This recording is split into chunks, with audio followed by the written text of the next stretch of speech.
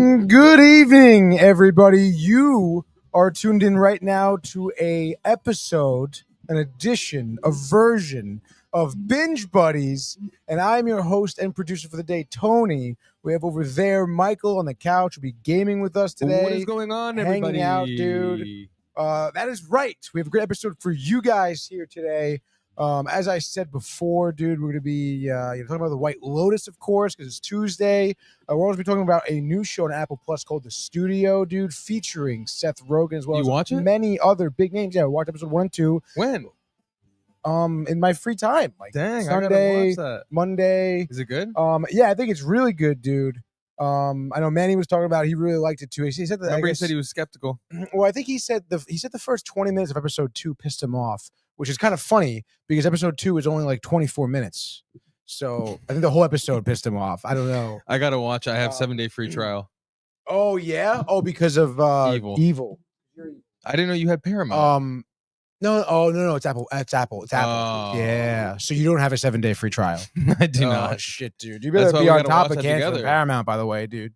I am. I got a couple days left. You better be on top of it, dude. Put it in your calendar, set a reminder, because it'll get you, dude. It's only like $7. I've done it before, dude. Oh, that's not too bad, I guess. No. Sometimes they charge you for the full year. But yeah, be down. New episodes come out every Wednesday for the studios. I kind of like that. Little midweek action gives me lots of time to kind of figure it out, I suppose. And watch it on my own time. But which is great. The show's great so far. We'll get into it in depth, obviously. But of course, we have some comments to start off the show here. Marco says, time for Binge Buddies, Brothers, Buddies, Michael Spicy, Tony Spicy.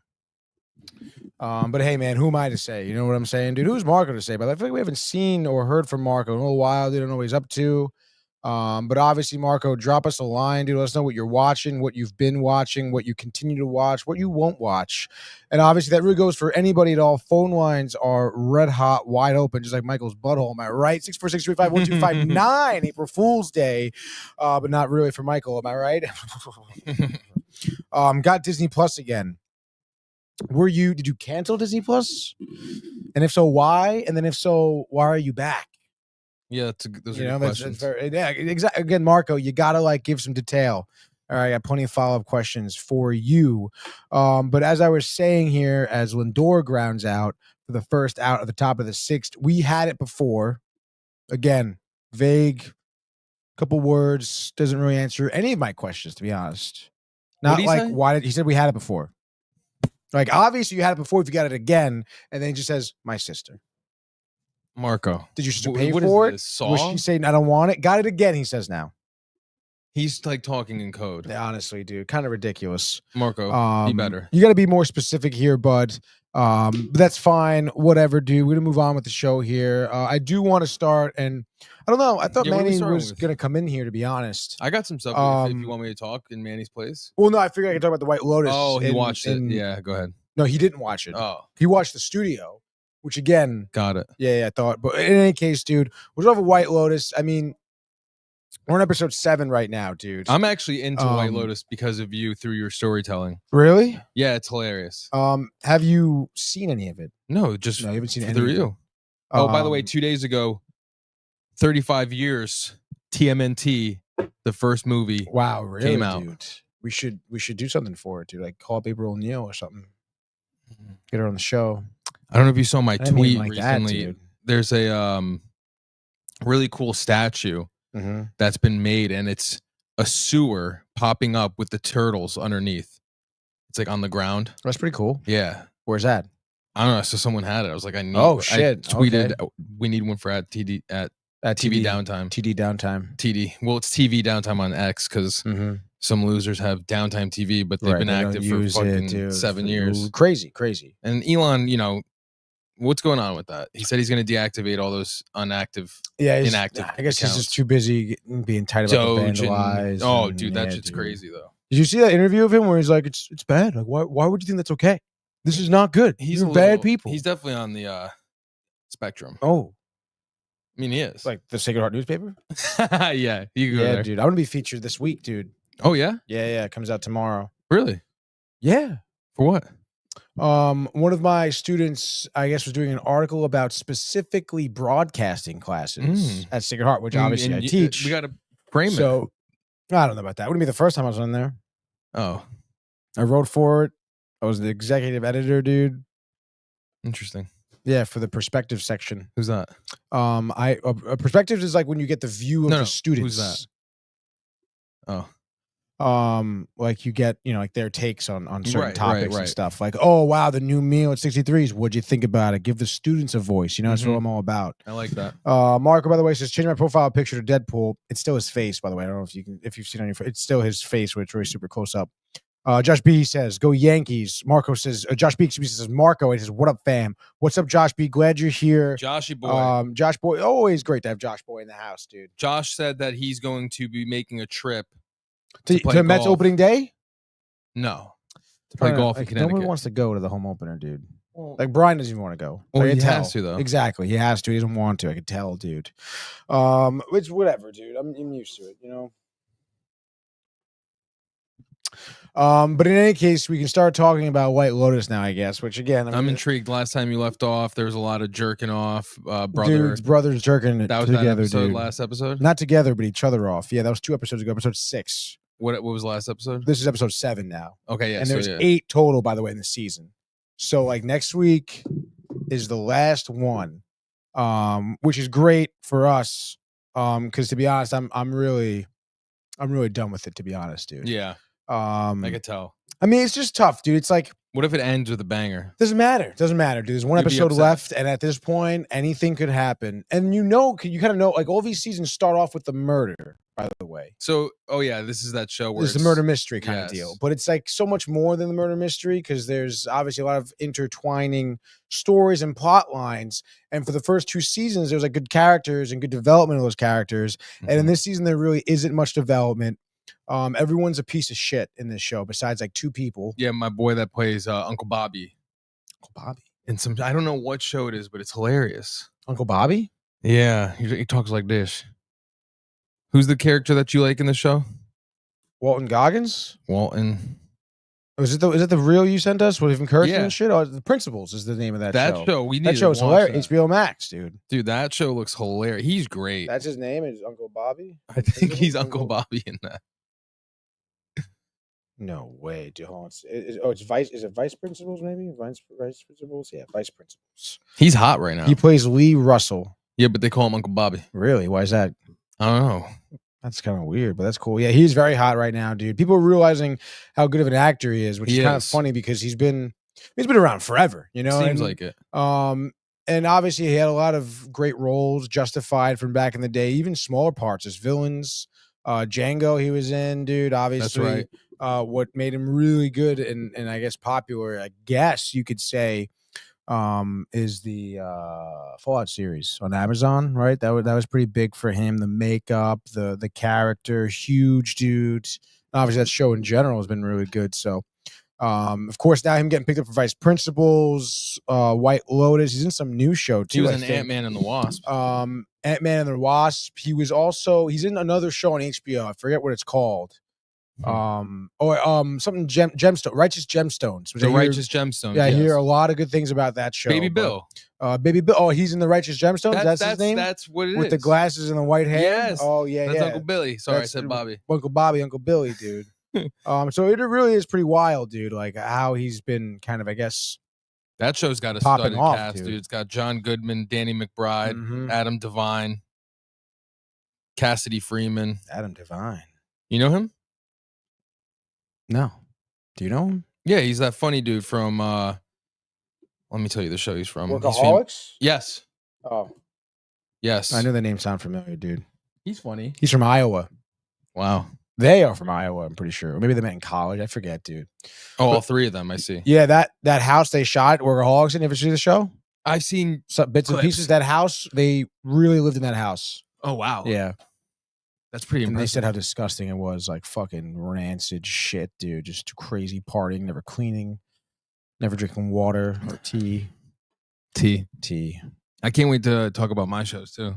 Yeah, dude. Vice Principal, by the way, Matthew Gay, which is hilarious, dude. He has been watching the 1923 second season. 1923. What's that? Let me see. Is he thinking of? Oh yeah, it is that. It's the prequel show to fucking whatever that stupid show is. Kevin Costner. Is it even Kevin Costner? I don't even know. Oh, dude. your boy's in this though. Harrison Ford, yes, Yes. and Helen Mirren. Prequel to Yellowstone. Which is just whatever, dude. My girl's in Yellowstone. Who's that? Coyote Ugly. Penelope, I think her name is. Is she really? Prequel to Yellowstone. I think you said it, dude. He said it. Let me see. I don't know. That show I could never really get into. My parents really like it, dude. I don't know. I don't give a shit. Honestly, I can't, dude. So let me get through White Lotus here, okay, dude? Because the way we were Maybe she's not. left off. Yeah, I didn't think she was, but No, you know she's your not. girl more than She's I not. guess. What is she? So obviously, we left the episode 6 off here Piper, with by the way. the Piper in the movie. Yeah, no, her real name's Piper. Oh, I knew it. It was Piper. It is Piper. What a terrible name. Piper Parabo. Like what a horrible Yellowstone. Yeah, 12 episodes. Okay, all right, she's in it, dude. And in Billions. Matthew Gaber says Yellowstone sucks ass. I think Yellowstone sucks, but the prequels are good. Well, Harrison Ford, Helen Mirren, I mean, tremendous stuff, dude. There you go. And all like whatever the fuck that wife is, the main wife is in Yellowstone, she should I wish another woman like kick the shit out of her. Let me see. Was Michael in Ninja Turtles 2 or that was fake? I'm in TMNT 2. Half Shell, I think it's called, 2016 release. Let me see. You don't know? I you got don't know. That year was a blur. I had a lot of roles. What are other ones? Out of the Shadows. Mm-hmm. I'm in Out of the Shadows. I was in a Lifetime film. You said a lot of roles. I'm waiting. I was in a commercial for a phone case. Right. Commercial, slim clip.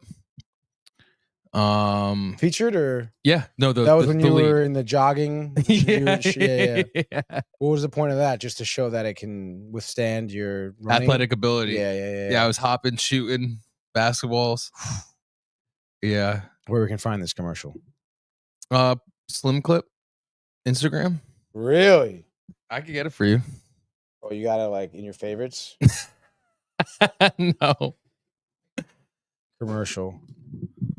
That's seen on TV. Would it be seen on TV? I don't know if they. I really didn't. Me and AJ didn't follow up my manager. This looks like that's fucking hilarious. This looks like star reviews.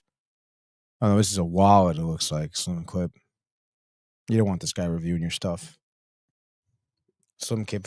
They've got mad posts since then. Obviously, phone case. I could just send it to you. Yeah, you said it to me, dude. Whatever, dude. Slim grip. The grip that doesn't suck. But Michael does. And that's the commercial. Bang. All right. Well, in any case, dude. So White Lotus. I'm sorry, guys. Let's try to fucking, let's keep going here. So we did leave off with a younger brother. I got it. It's right here. All right, send it to me. It's not that far in, too. Nice, dude. Because fucking they didn't make it. I mean, it's pretty far in. They didn't make it, dude. It's one of their hottest reels. So we're going with the sent it to you brother on here, Instagram. Lachlan. Okay, and the sister, by the way, in the show, her name is Piper. What a name, isn't that Piper? Piper. Coyote Ugly. I know, dude. You want me to text you it? Is that better? As opposed to I messaged you on Instagram. Yeah, if you texted me, It's texted. or texted. So we have Piper and we have Saxon. Oh, sorry, no, Lachlan and Saxon, the brothers that and this episode, I guess, kind of starts off somewhat good, to be honest, dude. Because we kind of get into a little bit of action right away, dude. There's this Muay Thai fight that we're watching. We're in Thailand. But then all of a sudden you're kind of like, why am I really watching this Muay Thai fight? Like it's kind of stupid. It's kind of weird. And they cut, I guess, to Rick and Frank, and they're having this conversation. And I guess it's cut up pretty good, whatever, dude. But they're, on their way to the woman who owns a hotel, her house. Rick wants to kill her husband. Walton Goggins' character wants to kill her husband because he knows that he killed his father. Okay, dude. Crazy. And he brings the gun. Sam Rockwell is now in this position where he has to pretend he's a director interested in hiring the wife okay, so that he can go talk to the husband in private and possibly, most likely, kill him, dude. Boom. But then now we cut to the other people here. We cut to the family, the Ratliffs, right? And they're just absolutely fucking devastated. They're falling apart. Tim here, he's gonna get arrested, or so if he gets back to the States, he's gonna get arrested. All the money not there, whatever, dude. They say his accounts are cut off, by the way, but it's like he's still at the hotel. They haven't been like, oh, your credit card's not nothing. So whatever, dude, which I can get. Maybe that's why, that could happen, I suppose. You check out the end of the stay and then they charge your credit card. So now at this point, they wouldn't know if your accounts are frozen, which is fine. All right. But then this dude, okay, the brother wants to be like, yo, the wife, the one that was banging with my brother, invited us out to another party at the rich guy's house. Okay, dude, her husband Gary, who knows that he banged her. All right. But there's this weird, ominous, like, is he really into this, or is he gonna end up murdering this guy? All right. And in the meantime, he also invited our girl, Michael's girl. What's her name? No, not Chelsea. It's her and the son, dude. Natasha and Zion, dude. Okay, because Zion shows up the end of episode 7 or 6, excuse me. And let me tell you, he's a fucking little shit moron kid. All right, dude. So Natasha goes to her son's like, hey, this guy invited us, but like, I don't want to go. He knows that like I think he killed his wife, which he did, and I think he's gonna kill me. And the son's like, no, ma, let's go to the party. I'll protect you. And then she listens to him, which is like so dumb. Like, he doesn't know shit. He's an idiot, dude. Which is absolutely ridiculous. And now Tom Ratliff, we cut to him, who obviously is also going to this party, but for some reason, this episode has a huge like anti-violence sentiment because he's into the Buddha references and he's talking. Even Guy talks. The security guard is talking with the girl, and he's like, "Yo, like, I know I'm supposed to like, protect this hotel, but it's like violence is bad." You can play MLB. You don't have to keep on the game. I just I had the cap closed at me. No cap, dude. And Guy Talk is a fucking loser, by the way. But he's out with the chick who, again, whatever. And in the meantime, they're cutting to these Muay Thai fights, and it's really confusing. And I get it, honestly. I already understand that there's some type of violence talk. The cutting of the fights in between everyone's stories was to represent their struggle, whether physical or mental, to do whatever. It doesn't fucking matter. Okay, dude. But he's kind of funny because Tom Ratliff right now just hates his fucking life and is just like drugged, alcohol, taking it all because he knows that things are just falling apart. And everyone, dude, like his wife is like, hey, because they were talking whatever about their daughter want to stay at the monastery, and the wife was like, I don't understand why Piper want to live in such squalor, And he's like, oh, he's gonna be strong. And she's like, yeah, I don't know. Like, I don't think I could do that right now. I don't think I would live if I was poor. And like, obviously, he's the only one who knows that they're gonna be poor. And then the episode, the son, Saxon's like, yo, Dad, I put everything I have into this business. If something's going wrong with this business, I'm not gonna be able to handle it. So his whole family's like alluding to the fact that, coincidentally, if there's ever were to go wrong, if this business doesn't work, I'm gonna kill myself. Okay? Real quick though, M16 or M4? We're BAP. I'm sorry. M4 then, just to be safe, I guess. You can go down to AK if you want. You can do whatever you want, really. So it's kind of funny because like he's like, oh my god, like what the fuck? Like, and then he starts imagining him killing his wife. Dude, there's this cut scene where like you hope it's real because that's the only thing that would end this miserable fucking season. But you see him with the wife in bed. Bang, dude. The son comes in. What's wrong? Bang in the fucking head. And then he puts it on his head and he fucking shoots himself. But then he wakes up out of his dream, which is fine, I guess. But Lotus is doing good things about it. And then, of course, dude, another family basically wants to kill themselves. Rick and Frank. This is where things kind of got stupid, to be honest. Because, again, in terms of my theme for this season, it's just anticlimactic. Because, like, again, like Rick and Frank are in this guy's house. Rick confronts this guy who's now old and decrepit about his father. Okay, you fucking kill my father. You fucking remember who I am. Dude, pointing the gun at him. Fucking fuck, dude, like that. And he doesn't kill him. He doesn't even hit him. He pushes him over. He's like, "Yo, we get out of here." And then him and fucking Frank just leave. Like no problems leaving. There was some like suspense level of could they I don't know but then they go and they're fine. And no one really says shit to them. Nobody dies. Nobody gets in trouble. Like what the fuck, dude? And not for nothing, like if Rick and it goes back to the hotel, like what the fuck? Because the owner of the hotel is gonna be there. And like what the fuck? Like what the hell, man? What the hell? What the hell, dude?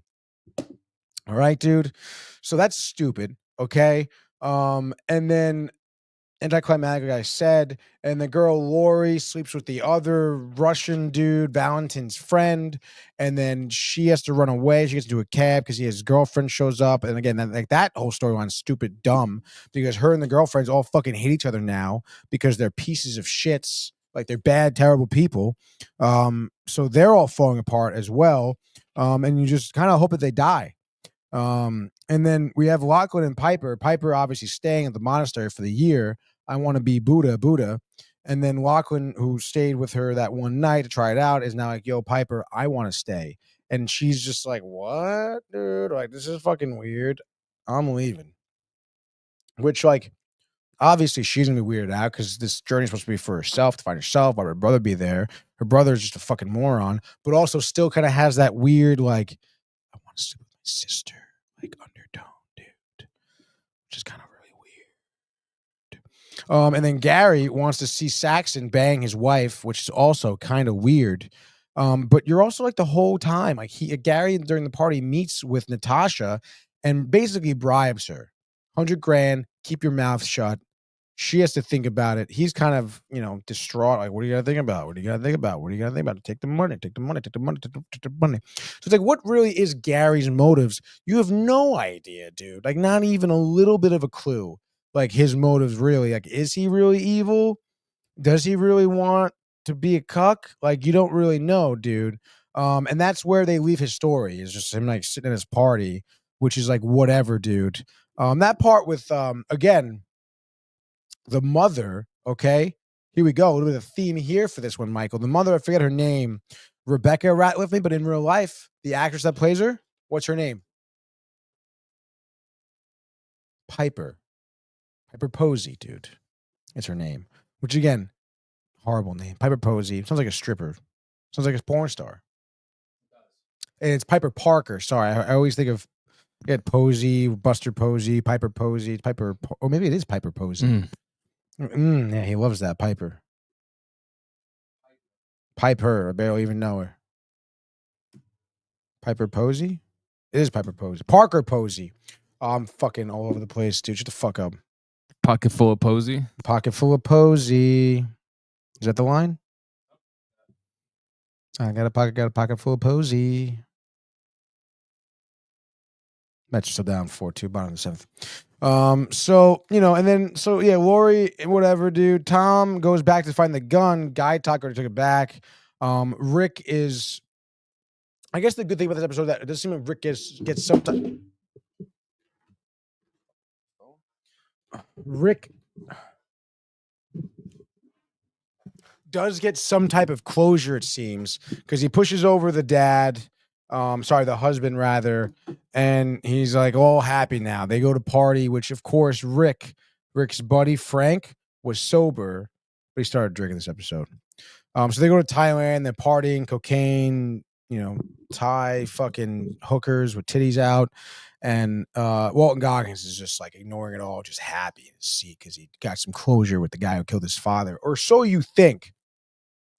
And then, of course, Saxon tries to bang Chelsea, but Chelsea was the only good person in the show who's loyal to Rick's character. She walks the fuck out, get me out of there, baby. Which is nice to see someone who's like a good person, I guess, in the show. Because again, everyone else is a real piece of shit. And that's really where everyone kind of leaves you. I guess Guy Talk is at the Muay Thai fights, sees Valentin there, and I guess does recognize Valentin and his friends as the people who did break into the hotel and rob the jewelry store. So again, you find out that those people that would just seem like were fun hotel workers are also scumbags. So I don't know, man. Again, we're on episode 8 now at this point, and you assume at some point there's a mass shooting. That's what maybe Valentin and the boys try to rob the place again, and then Guy Talk is having none of it, and there's like a mass shooting, and people end up dying. I don't know, dude, but I really hope everyone, like, I hope a bomb comes, just blows up the resort. Like, that would be sick, dude. But we'll see. Obviously, if everyone out there is, watching, fucking call in right now. Let me know what you think about it, because I haven't really talked to one person. Actually, it's not true. Andy watches it. Andy Kalach. Shout out to Andy. He's been watching it. He kind of is under the same impression I am, though, that where it's a very slow season. But Andy's into the old, like, Andy gets just, excited easily. He gets surprised, scared easily. So I'm sure he thinks a lot of this is like, oh my God, dude, like anxiety on the edge of your seat, which some of it is. But again, just every episode just kind of lets you down in terms of just like there's more setup. There's not a lot of like climax, and I'm a big climax guy.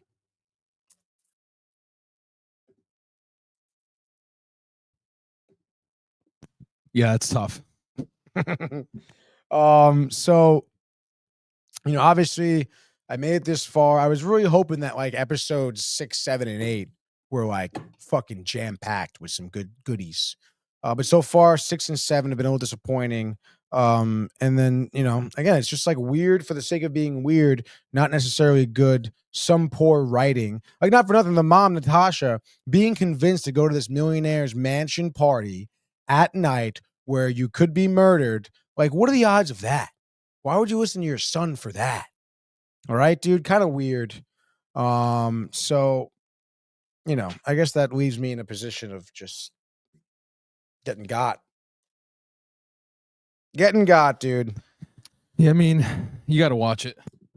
No, yeah, you do have to watch it, dude. I guess if you want to watch it, you got to watch it. So, would I recommend it at this point if you haven't started? Like Jay hasn't watched. He's like, yo, I gotta start, because I was talking to Andy about it at the bachelor party. Yo, dude, I didn't start watching it yet, dude. But it's like, honestly, don't. I think at this point, like, just don't watch season 3. It's not really fucking worth it, and it's a shame because there is good actors like Timothy Ratliff here, who plays Malfoy, Lucius Malfoy, great actor. Oh, the father. The father, Lucius. Yeah, he plays he's got great. And there's some scenes where he does a great like Southern Texas accent too. Like, he's in it, dude. So is Parker Posey. But everyone else is just it's tough, dude. It's just it's not great, man.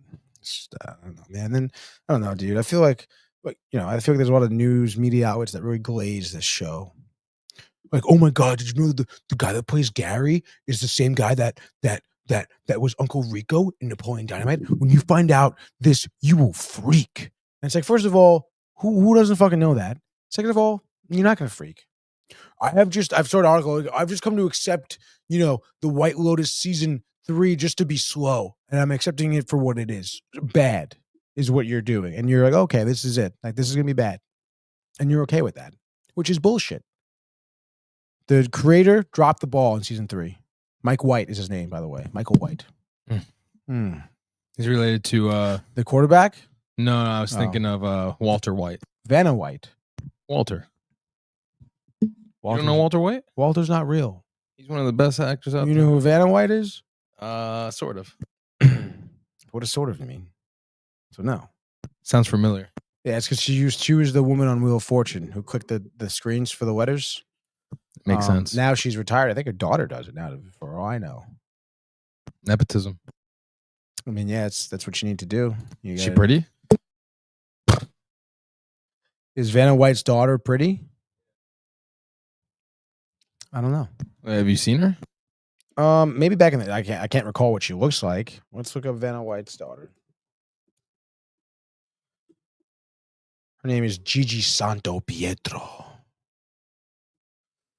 Let's see. Oh no, wait a minute. Nah, I guess she doesn't. She works at a tattoo company. Maybe I don't know, maybe it's a different daughter. I don't know, dude. I mean, she seems nice. Happy family. I guess I was mistaken. Which happens. Marco says Josh B. The GOAT. Excuse me. Josh B. The boat. Yeah, you're a boat because you like taking on water. Josh Buddy, Matty G says, Josh B. Nelson, what's up, dude? Marco, what's up, dude? That's basically it for that point. So, whatever, dude. Episode 7, White Lotus is out there. There's got to be someone who watches this thing. What the fuck? Maybe I'm just the only one. That's all right. We'll move on from that. We'll talk about the studio now. The studio is a great show. Watched episodes 1 and 2 here, Apple Plus. This was a highly touted. Speaking of Walter White, he's in the show, dude. Not Walter White, obviously, but what is his name? It's escaping me. It's something with a W, isn't it? It's a famous name too. Yeah, because he's a famous actor. He is. Don't look it up, dude. I'm not. Yes, no, maybe. I don't know. Can you repeat the question? You're not the boss of me now. You're not the boss of me now. What's that from? Isn't that Malcolm in the Middle? Am I bugging? Oh, the theme song. Yeah.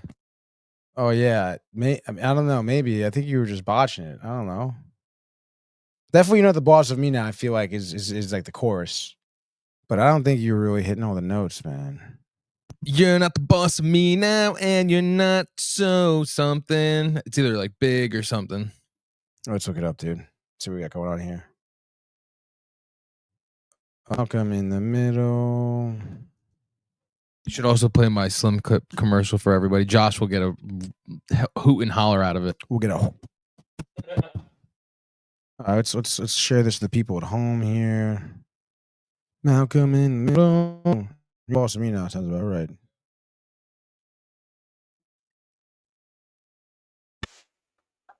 No, can you repeat the question? You're not the boss of me now. You're not the boss of me now. You're not the boss of me now, and you're not so big. I got it right. The boss of me now. I bet you hear that a lot. That's good.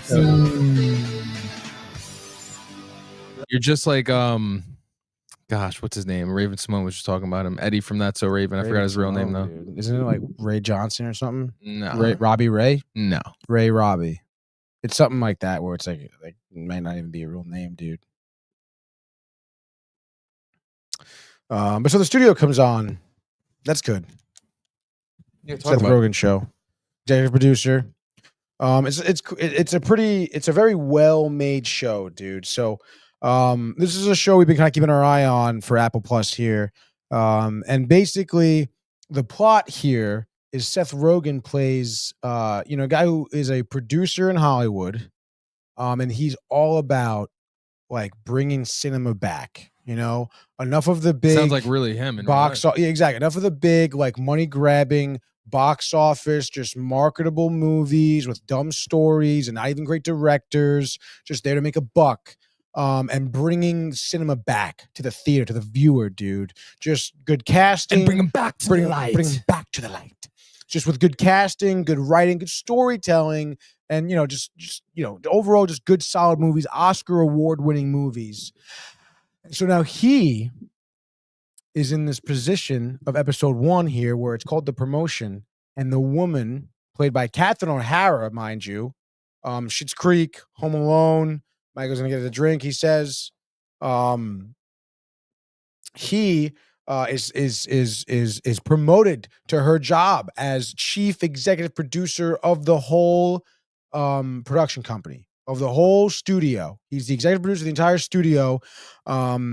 And he's like, oh my God, dude. And again, the way this is filmed, by the way, is pretty impressive, mind you, because this episode predominantly is just one shot. The first 2 episodes are predominantly like one long take, dude. Obviously, there's some dips here, whip pans where you can see it cut there, whatever, dude. But Seth Rogen's character is this producer, right? And the show opens up again with some action. And it's probably, it's obviously a movie being filmed because it's like, what the hell? But Paul Deneau, actually, is the guy who opens up this show, and he's playing this like maniac drug lord dealer who's getting overthrown by one of his boys. And again, one shot, he's fucking just so, and it just pulls you in right away with Deneau, to be honest. Dude. He's like, he kills this guy, knifes him in the fucking chest, dude, and he gets shot. He's like, And he goes, and then he gets down behind the car, and the guy who's overthrowing is like, "Oh, it's you. You think you can wear my crown? Shit, crown's so heavy it'll break your neck." And it's just like little lines, like, like fucking classic action movie line. I mean, there's obviously in this movie, Seth Rogen is an executive producer himself and a writer. So, he knows cinema. He grew up in Hollywood necessarily. Freaks and Geeks earlier on. Look, he had a high school Plucked. And then we know his career. So we know he's got a wide depth of range of knowledge when it comes to, old movies, good movies, actors, directors, whatnot. So he knows what to reference, how to make a good movie, obviously, at least like an old school from back in the day movie. So he comes in onto this, says, "Oh, hey guys," he's trying to be like buddy with the director and the actor. They basically fuck off. We don't want any more fucking, it's a classic producer, dude. We don't want any more, like, we don't need your little innuendos and your comments and your suggestions, okay, dude? And a lot of these shots, like I said, one long take, but like handheld, shaky shots. Honestly, from the get-go, it reminds me of this show called The Franchise. Hello, Renee. Yes, you can take the iPad. Oh, your game's on. No, take it. I'm in the middle of the show right now. So. Hey, everybody. And it reminds me a lot of this show, The Franchise. I reviewed the first few episodes on this show. It's an HBO Max show. Which kind of like, has the same exact vibe. Whereas there are like, shots that are long takes, tracking shots going through the entire set, really putting you inside the studio or on location, on the set with the PAs, with the wardrobe, with the lighting. And, to kind of like push these scenes along, there's like kind of smooth jazz background music, to kind of hype you up. Like when Seth Rogen fucks up, he's like, "Fuck, I go to the wardrobe." So you hear, cymbals crashing. Similar like The Franchise, like I said. The Franchise, though, is more of a satirical comedy. This one, obviously, a lot of satire, but I would say drier humor, just as vulgar as The Franchise, but I would say also like, not for nothing, a little bit more like your main character in Seth Rogen, you're not really sure where. There's a lot more questioning in terms of his character development, whereas in The Franchise, most of these roles are cut and dry. Like there's the prima donna, old school actor who's, too good for anyone. There's, the writer of the show, of the franchise that, he's all about the writing. You don't change any word. Everything I write is fucking gospel, sort of deal. Seth Rogen's not like that. He's kind of someone who has struggle in this new role because now he's experiencing himself as this big studio executive who's in control, has control of the budget, right? Can pick and choose scripts, directors, find actors, help cast and whatnot, and greenlight these movies. But he is under the umbrella of the production company CEO, who is played by Walter White, whose name of the actor still escapes me. And it's really gonna fucking bother me, dude. Tim Whatley on Seinfeld. I can name all his fucking characters. I can't name his actor, dude. Don't say it on the mic. It'll come to me. So now, of course, dude, you're gonna be so tight. I know, dude. It's so obvious. It's so first of all, like, what does that mean? Like, what name is obvious? This one. Really? Yes. No, it's not. Want me to say it? No, I don't. You're gonna be like, and it's not obvious because both of us couldn't think of it right now. I did think of it. No, you didn't. You looked it up just now. I watched you. You stupid idiot. No, but dude. once I looked it up, I realized I knew it. You're like that kid, like in elementary school, where you're like, "Oh, like teacher, like I just don't test well, like I just get nervous when I'm testing and I forget the answers, but I know them." It's like, yeah. Oh, really, little Mikey? You mean what? You struggle when we have to find out what you know? First of all, the grading system is so false on deciding if you're smart or not. That's not real life. I don't think so. That's just to create a worker, not an entrepreneur. So you're not a worker? No. You're not a worker. You don't I'm an work entrepreneur. hard? You're an entrepreneur? What is that? It's not a worker. Like I'm a hustler. You're a hustler? I'm a hustler. Yeah, I'm a hustler, you homie. And Chris Warren's are hustlers, okay, dude? Anyway, so it reminds me a lot of The Franchise, which is interesting to me, but The Franchise for me kind of fell off. I watched like 3-4 episodes, which is fine. passive aggressive, fuck the studio moneymaker Little idiot entourage dude. vibe in there or no? No. No. No. Seth Rogen, isn't that type of character. He is, again, someone who is struggling heavily now because the owner of the production company wants to do what? Vincent struggled for a He little bit. comes They all in. did. No. He comes in, and this is like they say like the day before, Seth Rogen, his character Matt, was on Variety interview, quoted being his plan is to bring cinema back. No more of these big budget box office, just make money movies. He wants to make good movies. And of course, now he's the producer of the studio, has the opportunity to do so. But his boss here, okay, comes to him and is like, hey, I'm going to give you this job. All right. But I heard that you're just a pleaser of the actors and directors. You just want to make a good movie. You're not really a bottom line guy. And of course, Seth Rogen lies. He's like, what do you mean? That's so far. I'm the most bottom line guy there is. Okay. And he goes, good. I'm going to say one word to you. Barbie.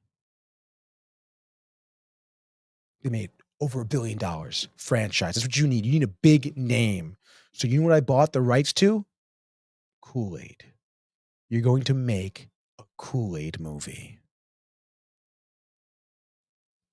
He's tight. So tight. And he's like, I'll do it. And then it's mad funny because now we're on to the Kool-Aid movie. In the meantime, he says he has a meeting. He set up a meeting with Martin Scorsese later in the week to try and buy his new movie because he wants to make, of course, a Scorsese movie, a real movie. And of course, now he meets with Martin Scorsese, okay?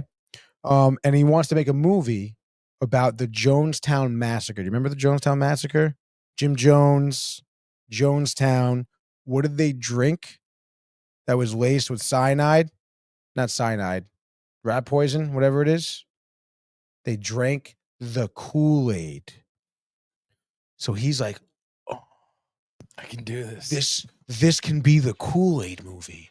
And he literally says, he's like, all right, Martin, I'm going to greenlight your movie, $250 million budget. I'm going to buy the script from you right now for $10 million. But there's one thing, okay? You got to call the movie Kool-Aid. And Martin Scorsese is like, all right. I mean, I'll call it Kool-Aid. Sure. And then, of course, now this kind of leaks out. All right. And, Seth Rogen goes back to the office. He has a great crew here of producers and marketers. Catherine Hahn. Okay. Do you know who that is? She played Agatha in Agatha All Along. Okay. Oh, yeah. She's a great actress. Yes, I've seen a Love Catherine Hahn, dude. She's hilarious. She's been in a few funny movies too. She was in Step Brothers. She was the Dick Brothers' wife who wanted to bang John C. Reilly. Yep. And they're singing in the car. Singing in the car. Oh my God, so funny. So she is great because she's a marketing woman and she hears about this, the Martin Scorsese Kool-Aid movie.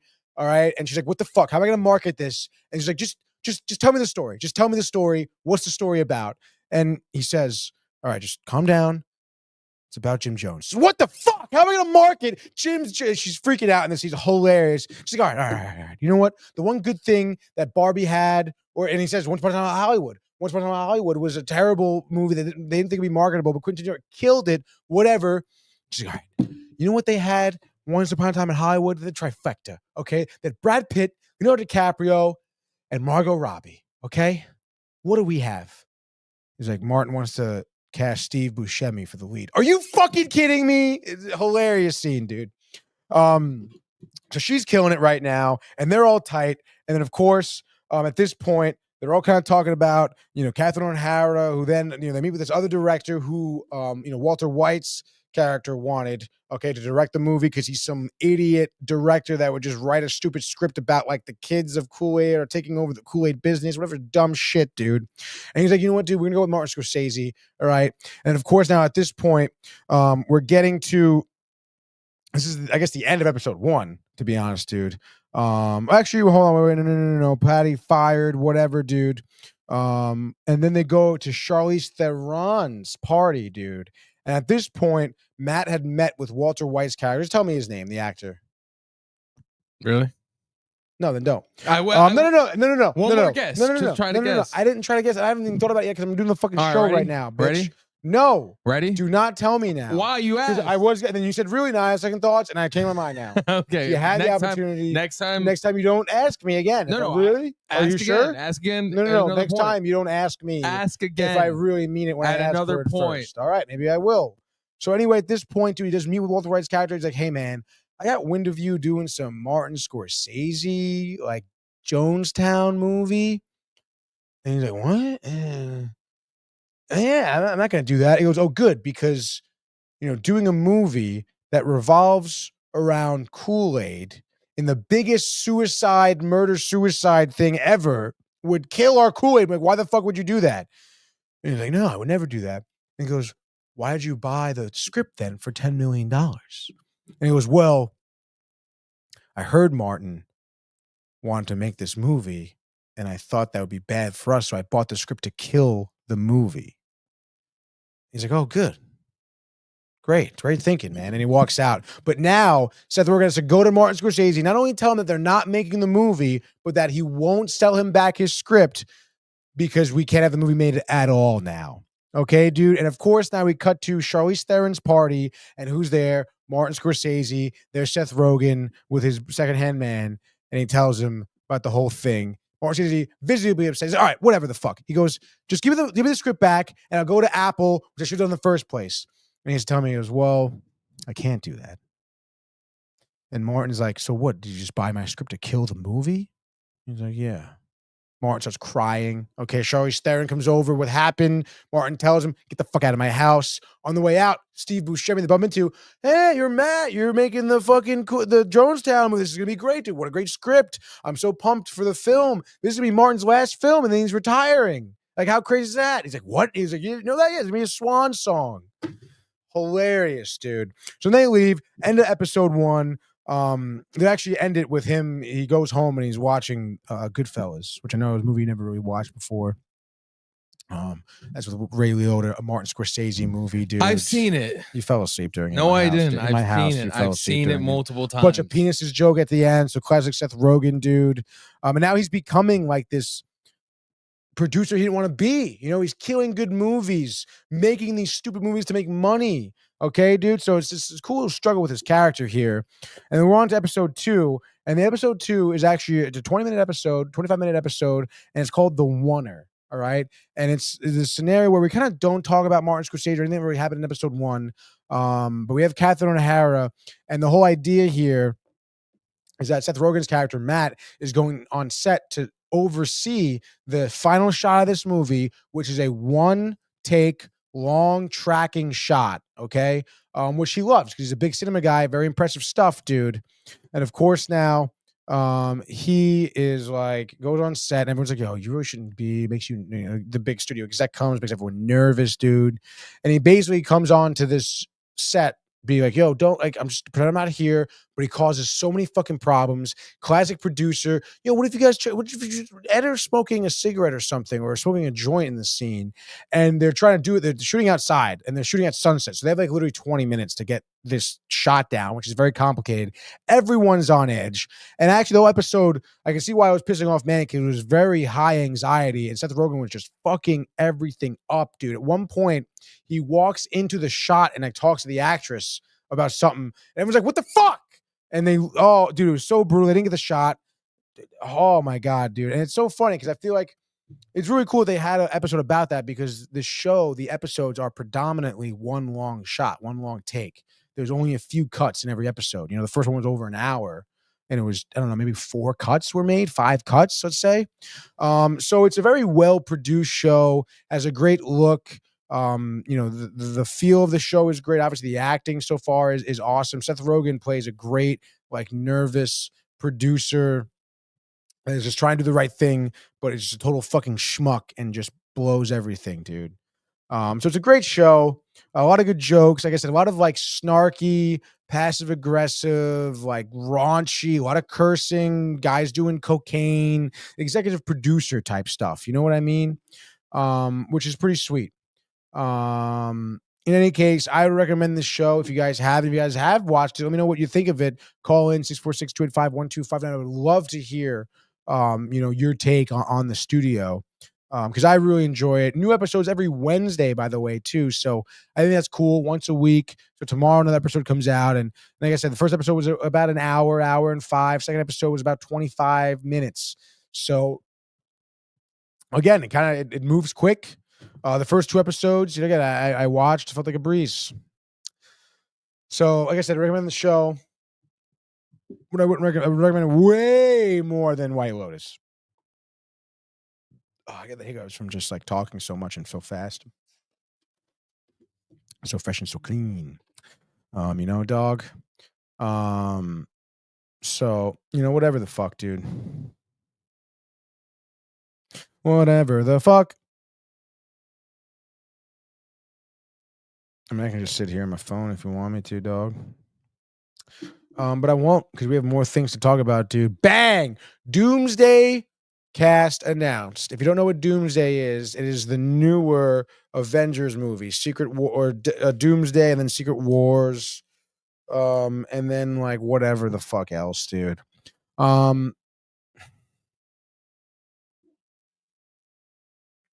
Obviously, we know cast. They had whatever the fuck con. Everyone's jizzing their fucking pants over this bullshit, in my opinion. But I don't know, man. I think I don't. I mean, I don't know. In any case, in terms of the whole cast is announced. So you're talking like the Fantastic Four is going to be in it. Obviously, we know about Robert Downey Jr. We're talking the usuals, Thor, whatever, dude. And they bring back a bunch of the early 2000s X-Men series actors and actresses from that movie. We have, including but not limited to here, Kelsey Grammer as Hank McCoy or Beast, which I love Kelsey Grammer. Frasier, obviously, as Beast growing up was sick. Patrick Stewart as Xavier, obviously that's sick. Growing up as Professor X, sick. Ian McKellen, Magneto, growing up, sick. Alan Cumming as Kurt Wagner or Nightcrawler, growing up, sick, dude. Back then, especially Spy Kids, X-Men, what's up, dude? Rebecca Romaine as, of course, Mystique, awesome. She was great back in the day. Whoa, eyes rolling back in my head. James Marsden as Cyclops or Scott, sick. Channing Tatum as Remy LeBeau or Gambit. Okay, dude. Which is again, I have nothing against these actors, but for Christ's sake, dude, we're talking 20 years, more than 20 years, since that first X-Men movie. 20 years since the trilogy. What was it? There one 06 maybe? I don't around there. I don't know. I don't know, man. I mean, it just seems to me that Marvel is just kind of grasping at straws here. They're almost like running out of ideas, maybe. Obviously, the whole thing with Kane, and what's his name? Jonathan Majors. That's unfortunate because Kane was supposed to be a big threat villain here. So they pivot. Robert Downey, I don't know, dude, bringing all these people back. Like, are we hitting multiverse? Like, what is the storyline? I don't know. And all these actors are old. Like, obviously, I don't know. You want to bring X-Men in here. You want to have some of a future. This is what, phase 6? I don't even know. You want to have 7, 8, 9, 10? I don't know, man. I mean, you got to go younger, I feel. It's going to be years and years until, I don't know. It's very odd to me that they're bringing on these people right now. And to be honest, like, was this always the plan? It really raises for me like a lot of questions. And if it's not the plan, then clearly, like you're scrambling. Like you're just absolutely scrambling here. And if it was the plan all along, like isn't that kind of weird to bring all these people back after 20 years? Like, what are you getting at here? And again, I mean, I know like the sky is the limit. I have high hopes for Fantastic Four. I love all these actors that have been casted, but gosh, I don't know. It just feels like we're being robbed here. All right. That at this point now, this is the big budget, the big franchise, the big studio that they're just trying to make money. And I'm not really for that, dude. I want the Avengers to be good. I want the new Marvel movies to be good and well written and well produced and well shot, cinematography, directors, whatnot. And obviously, the biggest critics here are the fans for sure. But I don't know. Everyone was just absolutely jizzing all the people. And I don't know, dude. I mean, in this world where there's so much rehashing, so many remakes, so many sequels to movies from, decades ago, is this really what we needed? Like, is there nothing good and original anymore? I'm sure the story will be, but I don't know, man. I mean, I guess maybe I'm being negative about this, but like, where's the creativity, dude? Bring all these people back to play their characters they played 20 years ago. I mean, I guess maybe this is what they think in terms of, we always say, like, market towards the older people, the people that did grow up as teenagers watching those movies, market for them. And maybe that's what they're going for with these castings, but I don't know, dude. And I'd love to hear what you guys think as well. I mean, I know a lot of people out there are big fans of Marvel and probably have high hopes, or maybe we're excited to hear about the casting, but I'm trying to remain positive. But I don't know, man. I mean, we're just going to run it back with that story. Are they going to be in a different timeline? Like, are they connected to? Is this going to be the X-Men and the Avengers for these two movies, and that's it, dude? Like, kind of odd, and the X-Men are so freaking cool, dude, like by themselves. And it's like you're not casting the ones you did for the prequels, the Jennifer Lawrence's, the other dude from Wanted, Michael Fassbender, dude. Like, it's just so odd to me, man. It's just very, very odd to me that they're doing something like this. And I know, like I said, it was a pivot after Jonathan Majors, which he's getting roles again, by the way. It I think it has a new movie out right now, which is pretty interesting. But obviously it's, we've talked about that. If they were to, they would just kind of, bookend his story, I guess, his character. But what do you think about the Marvel casting? All the old people coming back? I think that's dope. I mean, there's the only time it was good. Yeah. But it's just like it's been 20 years. I know, it's tough. They all look good though. No, yeah, Kelsey Grammer's great, obviously. Rebecca Romaine. I mean, fucking kidding me? She played Mystique. Oh yeah. Rebecca Romaine. I don't know what she looks like other than Mystique. Let me look it up. You never know what you think. Okay, you're gonna see. Do you want to know the name? Rebecca Romaine. No, of the actor. No, I do not. Why? Because I will figure it out on my own. No, you won't. Yes, I will. Tim Watley. No.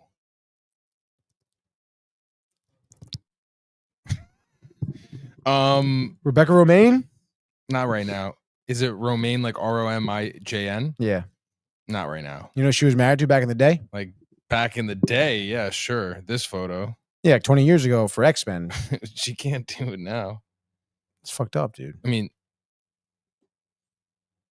what is that shot? Like a mug shot from something? Like, I can't see from here. You know who she was married to back in the day? who? John Stamos. Oh, that's right. That's where I know that name. Rebecca Romaine Stamos is what she was. Well, he looks way better than her now. Oh, obviously. Man age better. Man age better. Man age better. That's why Michael goes for the old dudes. Play my slim clip. Let's see, I got to bring it up here. No, I do agree with you. It's like, okay, what are we doing? But I don't like how they presented it too. Do you know how they did it with the seats? Do you know how long people were watching that for? It was like an hour. Really? Yeah. I don't understand. Like they went to one seat, sat for like 15 minutes, then went to the next and the next, so forth and so forth. What's wrong? I gotta like unmute this though, is the problem. Instagram? Yeah. Yeah. Sorry, I think we may get some feedback, but I don't know. If Josh is there and he's watching, he's gonna die. Yeah, Vinny, VG. All right, let me share this here. Jeez, whoever just walked up had like a fucking mouthful of cologne on. It was perfume. Sorry. It's the same shit. No, it's not. And dude, I mean, not for nothing, dude, but people are just absolutely just jizzing all over this casting. Yeah. And it's like, I don't know, man. Aren't you part of the problem? Like, shouldn't you be like, why the fuck are we doing this? Mm-hmm. No, like, is that what you want to do? You want to live 20 years ago? Is the world that bad? To some. Well, then fucking do something about it. Yeah. Right? Like, why? You're being pandered to, and you're just spooning it all up, dude. Mm-hmm. No, it's tough. Josh B's already laughing at something. I mean, there's nothing even. He hadn't seen anything. He's gonna laugh at this. Let's share this tab. He's gonna love the look. He's gonna Let's die. make it big old full screen here. He is gonna laugh at the look. I'll tell you that. All right, we're going. Oh no! It's very loud. Yeah.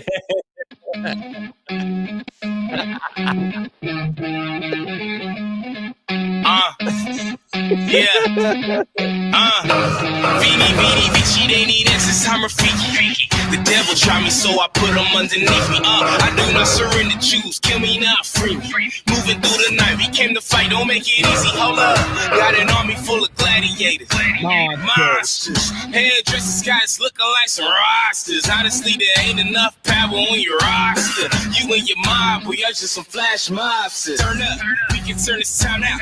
This a revolution, pick a side, nigga, townhouse. You can hear a battle cry from the bottom of loud. We just some kids that fell through the cracks.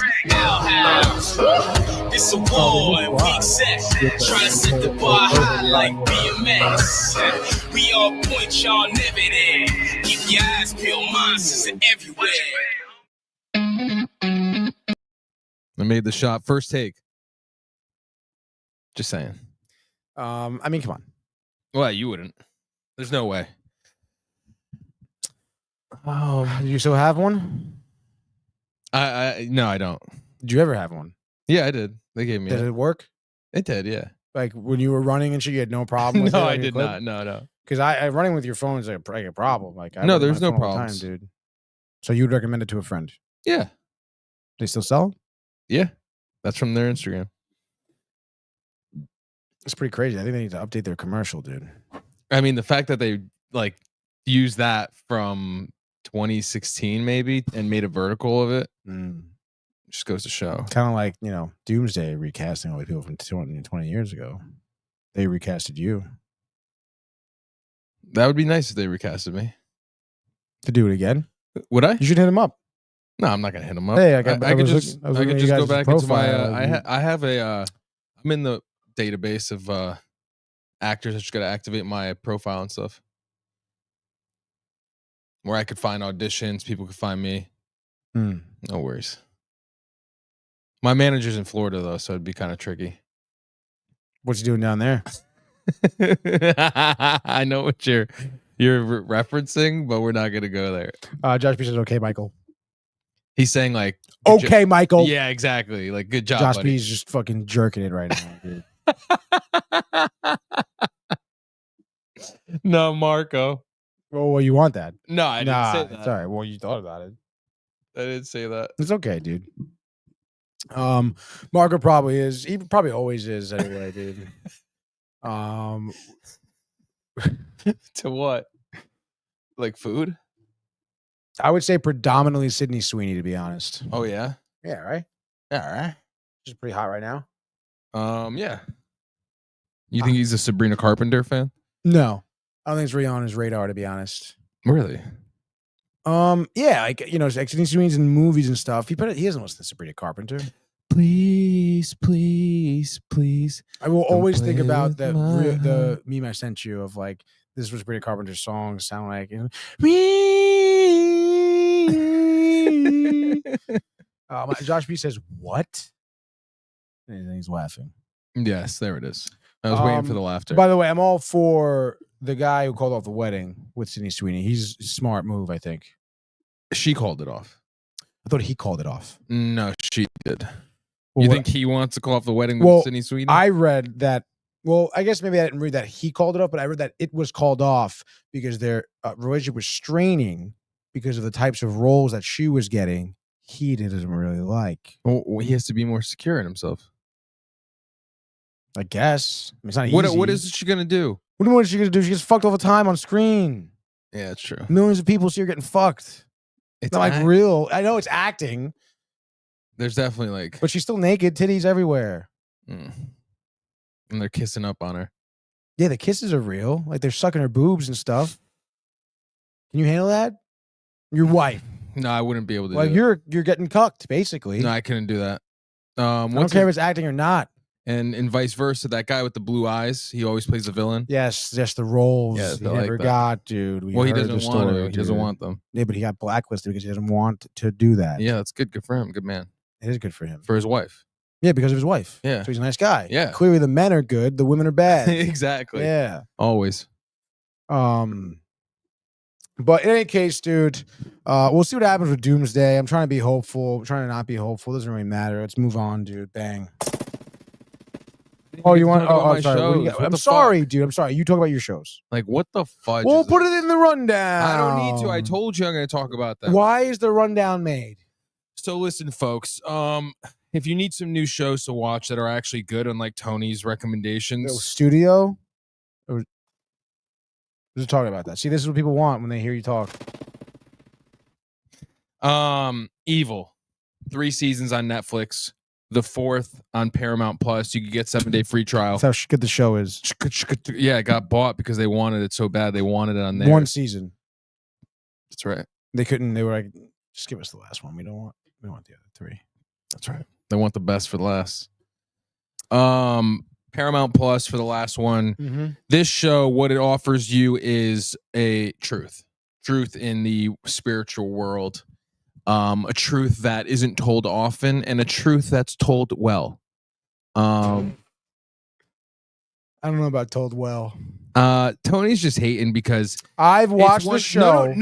No, you haven't. You've watched like episode 1 and 2 and 3. No, and then you I've haven't. seen scenes with you. Okay, you watch me watch it. Yeah, but you don't know what's going on. And You don't know it doesn't context. matter. You don't know anything. I know There's the writing is storyline. bad. No, I know the writing is bad, dude. No. I can deduce. There's context clues I can get to, dude. Unlike what your vague statements. Listen, no. All I'm going to tell you is this. If you want truth, Josh B, of the spiritual realm, you watch that freaking show.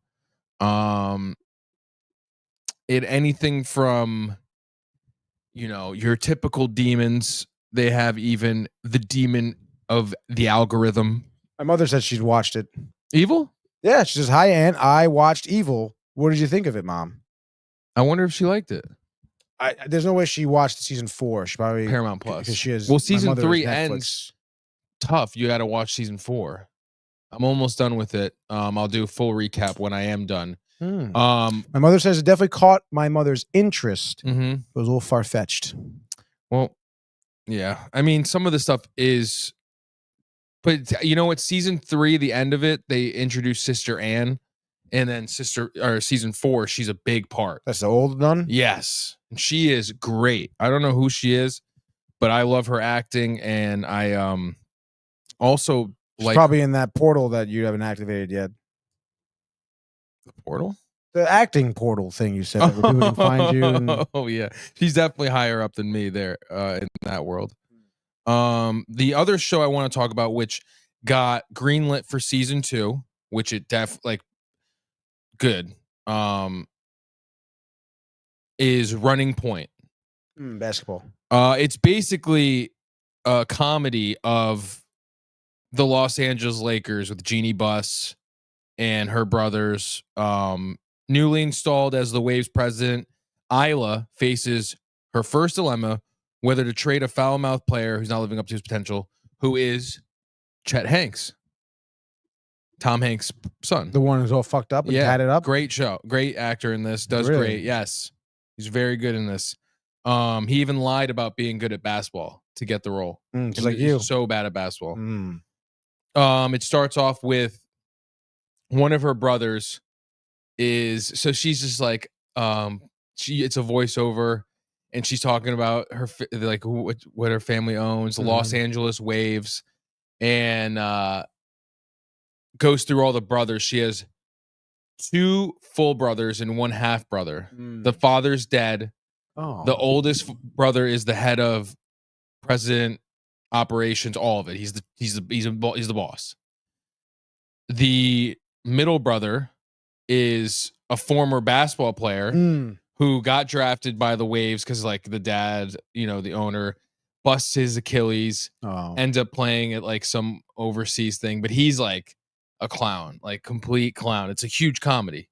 And then the third brother is their gay half brother, who's like CFO or something like that, Mhm. or something like that. And Chief then financial officer. and then she was in Playboy, all this stuff Oh. when she was younger, like, you know, Really? yeah. And then she was going through like a down spiral, and the oldest brother's like, "You're gonna come work for us, blah blah blah, family business," and comedy, Wow. and she ends up being the what's it called when you like nonprofits type work for the Waves. I can't remember what it's called, her title, but she basically does all the nonprofit stuff. Mhm. And then it cuts. Oh, it's Kate Hudson. Yeah. Oh, wow. Oh, dude, she's great in it. Yeah, she's a great actress. She's great in this. She did Playboy naked. I don't know. You just see her doing stuff with the basketball. Oh. And then so all of a sudden you cuts to the brother, the oldest brother, and the voiceover of her goes, "Oh, but one problem we have is my oldest brother is a raging drug addict, and he's flying down the whatever Los Angeles road in his Porsche, smoking crack while driving." Oh my god. On the phone, being like, "We're gonna fucking trade his ass," blah, blah, blah, and then crashes into a restaurant building. Oh my god. And then it cuts, and he's like, everyone's at the hospital. He's like, "Yeah, everybody, I love drugs and alcohol, like, so much." Of course. And he's like, his legs all effed up, and he's like, "Good thing is I didn't kill anybody. All right, so we could all calm down a little bit. PR, we're gonna handle it." And they're like, "I don't know how we're gonna spin this." He's like, "Well, I didn't kill anyone, like I just said." Mhm. And then he's like, "Everybody leave. I need to relax. I need to." And he's like, "Isla, stay." And then so the other brothers go, and he's like, "Isla, this is your team now. You're the president." And then so everyone, there's like, you know, it goes from Sports Center type people talking about how she sucks. Scott Van Pelt? No cameos like that. No, there are. I forgot who Stephen it is. A? No. I can't remember who. Greenie. No. Damn. What the hell is this? But so then the players don't respect her too. Chet Hanks' character's like, you know, wants to be a rapper and stuff like that. He's like tough to deal with. They also have a like 12-year vet who won 2 championships early on in his career with them. Okay. He's technically the best player, but he's like, you know, he doesn't give a shit. He just wants to collect his money and play, and that's it. And so this whole first season is her doing things and winning over her brothers. And her boyfriend or fiance is Schmidt from New Girl. Oh, nice. That he's great in it. He's funny.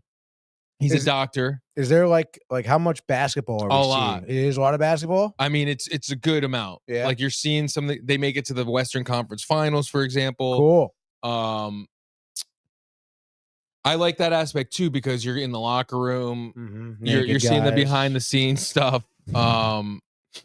It's nice. It's like a heavy balance of her side, their side.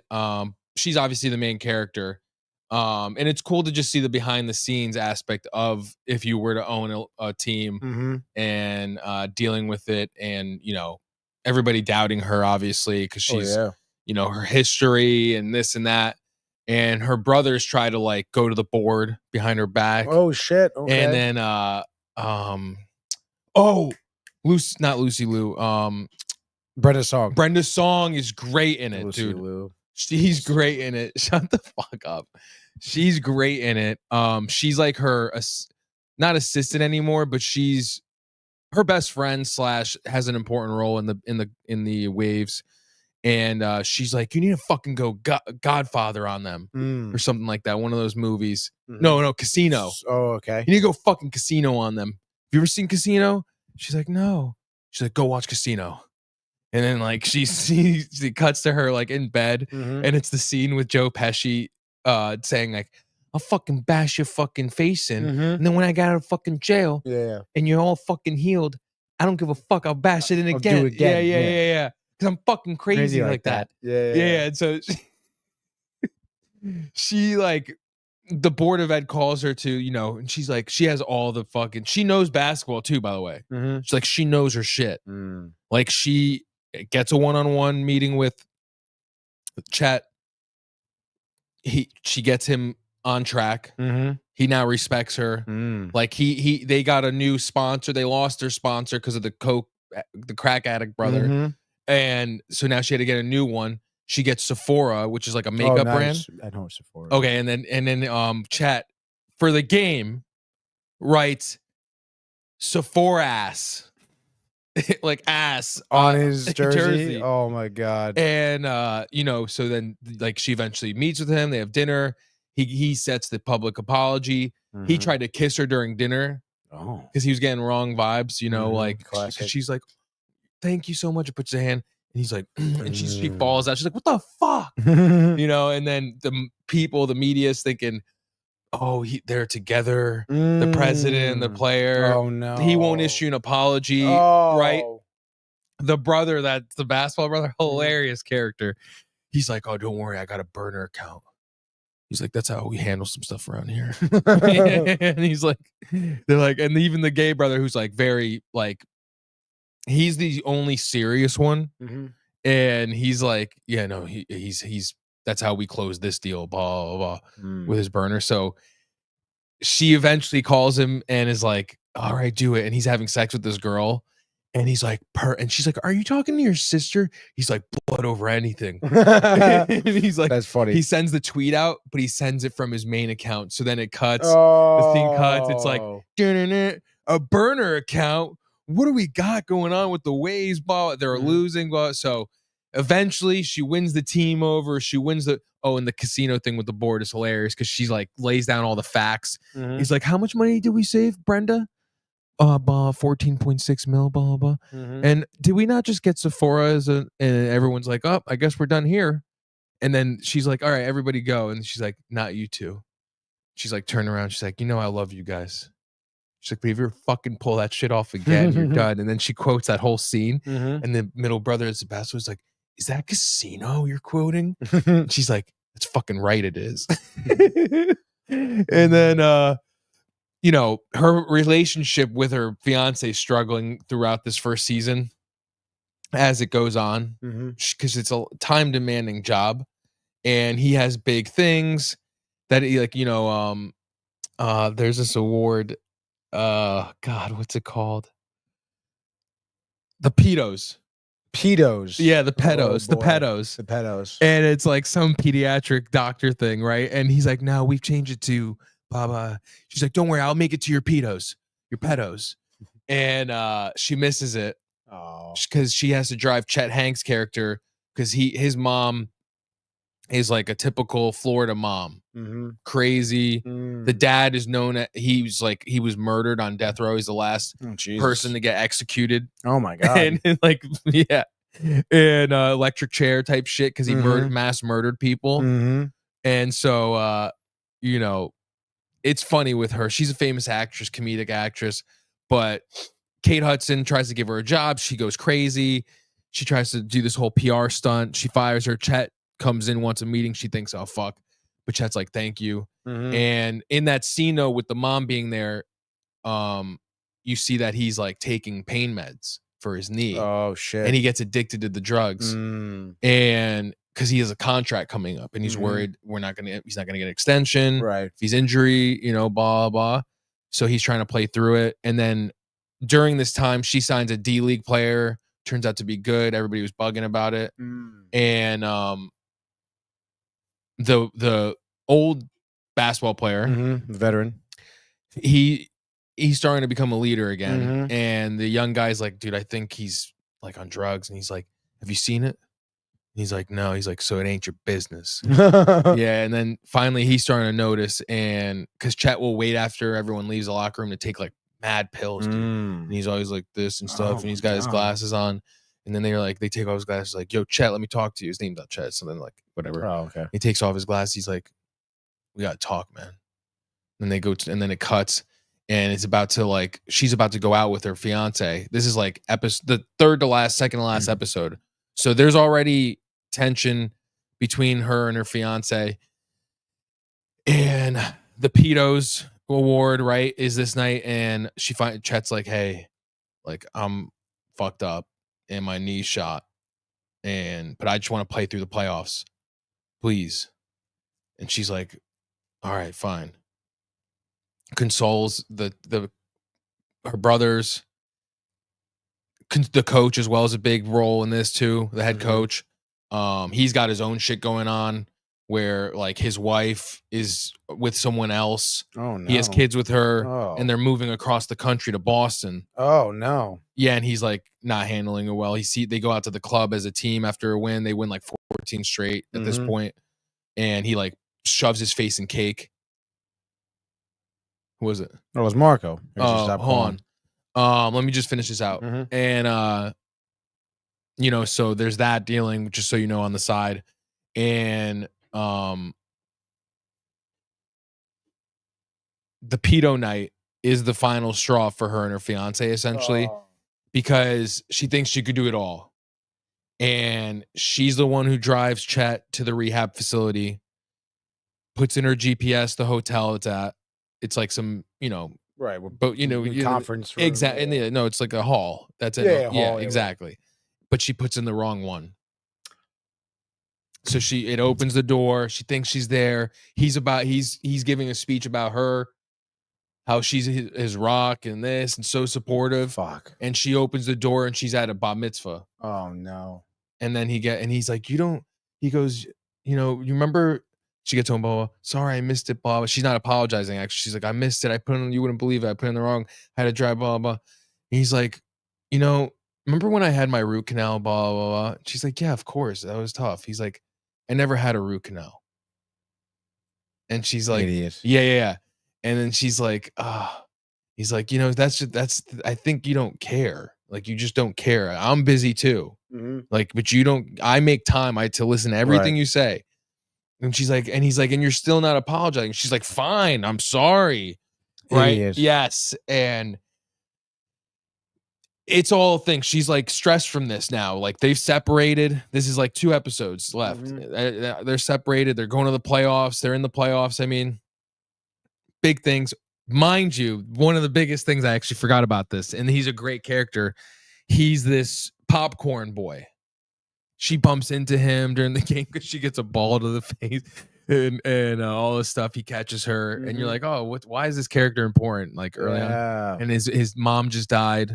He's young. He's like 19, and he's like he goes to his cousin who's a lawyer, and she's like, I wanted you to know, your mom gave me this letter.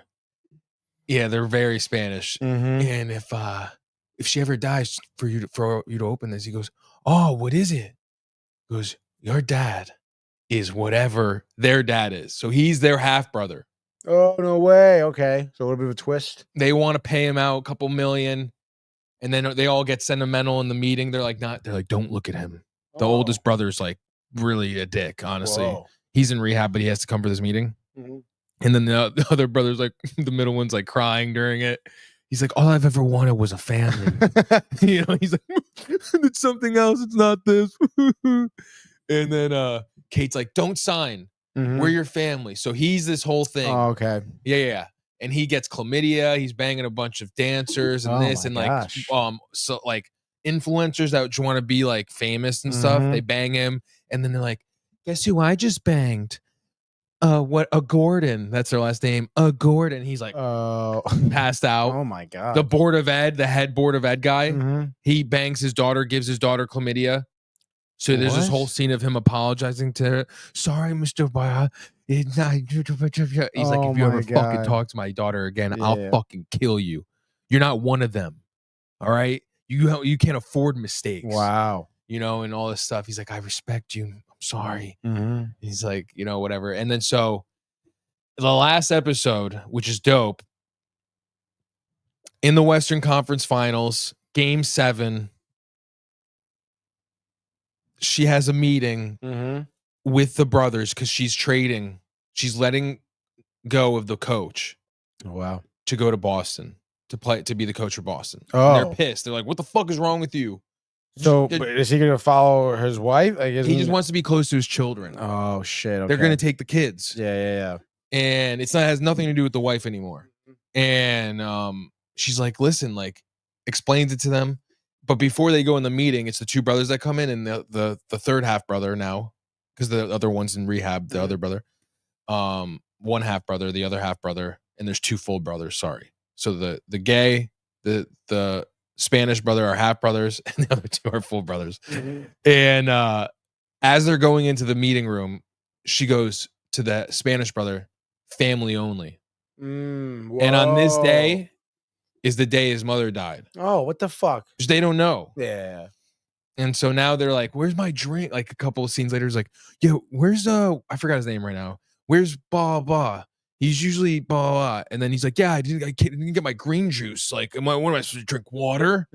Right? And then like, they go to the dancer that he's like mending his relationship with, that he actually loves. He's like, you guys aren't his family. You're selfish, blah, blah, blah, to all of them. If you know, his mom died today. And then they're like, Kate Hudson's character's like, I know where he is. It's this Spanish boutique little spot they used to go to all the time. So they go there, all of them mend that relationship. And then they got to run to the stadium for her to give a speech to the team before Game 7. Oh my god! The owner always does it. It's a thing. Classic, yeah. And she gives a John Wick speech. Hilarious. Gets a team. John Wick. There's like a foreigner on the team. John Wick. And they're all chanting that. And it's a good speech, but they end up losing on a buzzer beater. And it ends season 1 with the coach kissing her. Mind you, she goes back because he's moving, the doctor. She's supposed Wisconsin bound, something like that. Yeah, so they're definitely over. Brenda Song's like, yo, do you want your man? You're not going to find... And the brothers, too. The middle one's like, whatever. Let's say his name's Brad. Brad is a successful doctor. He's smart. He's handsome. He's funny. You're never going to do better than him. My God. She's like, what? He's like, so go get her. Go get him. And, Brenda's character adds a little to it. And she goes and she's making her speech. And he's like, just give me some time to think about it. She's like, so like 10 minutes or an hour? Or like, what are we thinking here? He's like, just a little time, like, blah, blah, blah. So I think they're going to get back together. After Game 7, she's sitting in the stadium. She's just there. The coach comes. She's like, I'm going to miss you, going to Boston, whatever. And then he kisses her after they talk a little bit. Oh, my God, dude. And then the next scene's like, that was awkward, blah, blah. You're no kidding. Like, as she's walking in her office. But there's one thing I know. I did it, blah, blah. And I'm excited for next season. And she walks into her office. And the older brother's like, I'm back. From rehab. Yeah. And he's been trying to sabotage, by the way, this whole time. Okay. I don't know what his plot was. Maybe to like sell the team or something. I don't know what it is. But like she had this like nemesis kind of like I don't know who to compare him to right now, but this like one of these talk show guys on sports that like talks mad shit, has his own podcast, and he's like, if titties were a thing, then she'd really have a case at this, one of those guys. And an inside source has been telling him all of this stuff like that's been going on. Who's your source? I can't tell you. And then he calls. She's like asking who my source is, and it cuts, and it's the brother. Oh my gosh. So that's how season 1. Dick. Yeah. That's how I think, because he wanted her to fail. Oh yeah. And so season 1 ends like that. Great show. Hilarious. Like, I did a horrible job. Well, there's a lot to cover, obviously, the whole season. But it's so funny. Everyone does a great job acting. And you get by it quick. They're 30-minute episodes. Oh, nice, dude. So you're fucking they're technically 20 minutes. Yeah. And the new show I'm watching right now, also while I'm finishing Evil, this is a totally different vibe. It's called Wolf King. Netflix. Drew Daring, flight from... Oh, no, hold on, sorry. Drew Daring. No, Wolf King's the show. Wolf King is the show. I'm trying to get the premise for you guys. I'm on episode 4. It's very good. It's got animated. It's animated. It's got a horror feel to it for me. Wolf King is an animated epic fantasy adventure television series based on The Werewolf novels by Curtis Jobling, produced by Line Pictures. Okay, that doesn't really help me with the plot, but basically from what I know, there are humanoid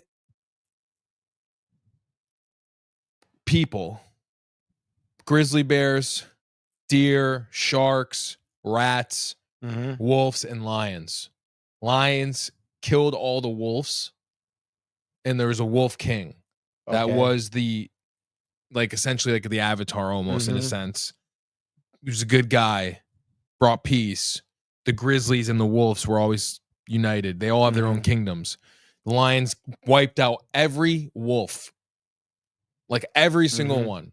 And this show just starts off with, you're in this home. There's these two brothers. They're having a good time. They're playing. They get home eventually. The moon's looking a little different. He's, as they're getting back on their horse carriage, he's like feeling a little weird, but he like ignores it. Gets home to his parents, who he thinks are his parents. Maybe the mom is his actual mom, but the dad definitely isn't.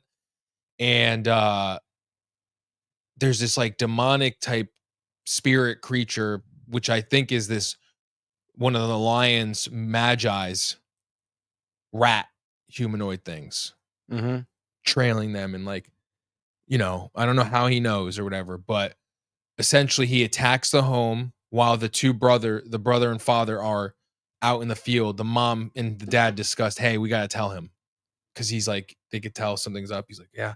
She's like, she's gonna tell him regardless of this. And this thing attacks. He kills the mom. Spoiler alert. Oh, okay. In front of the boy. Jeez. He's not used to this. He transforms halfway. Like you could halfway transform where your eyes glow and you kind of almost get there, but then you could fully transform into this wolf humanoid or bear humanoid or shark human, whatever the humanoid is. And she's like, as her like last breath is like, go find whatever deacon, whatever guy, he's the Grizzly King, basically. He'll help you.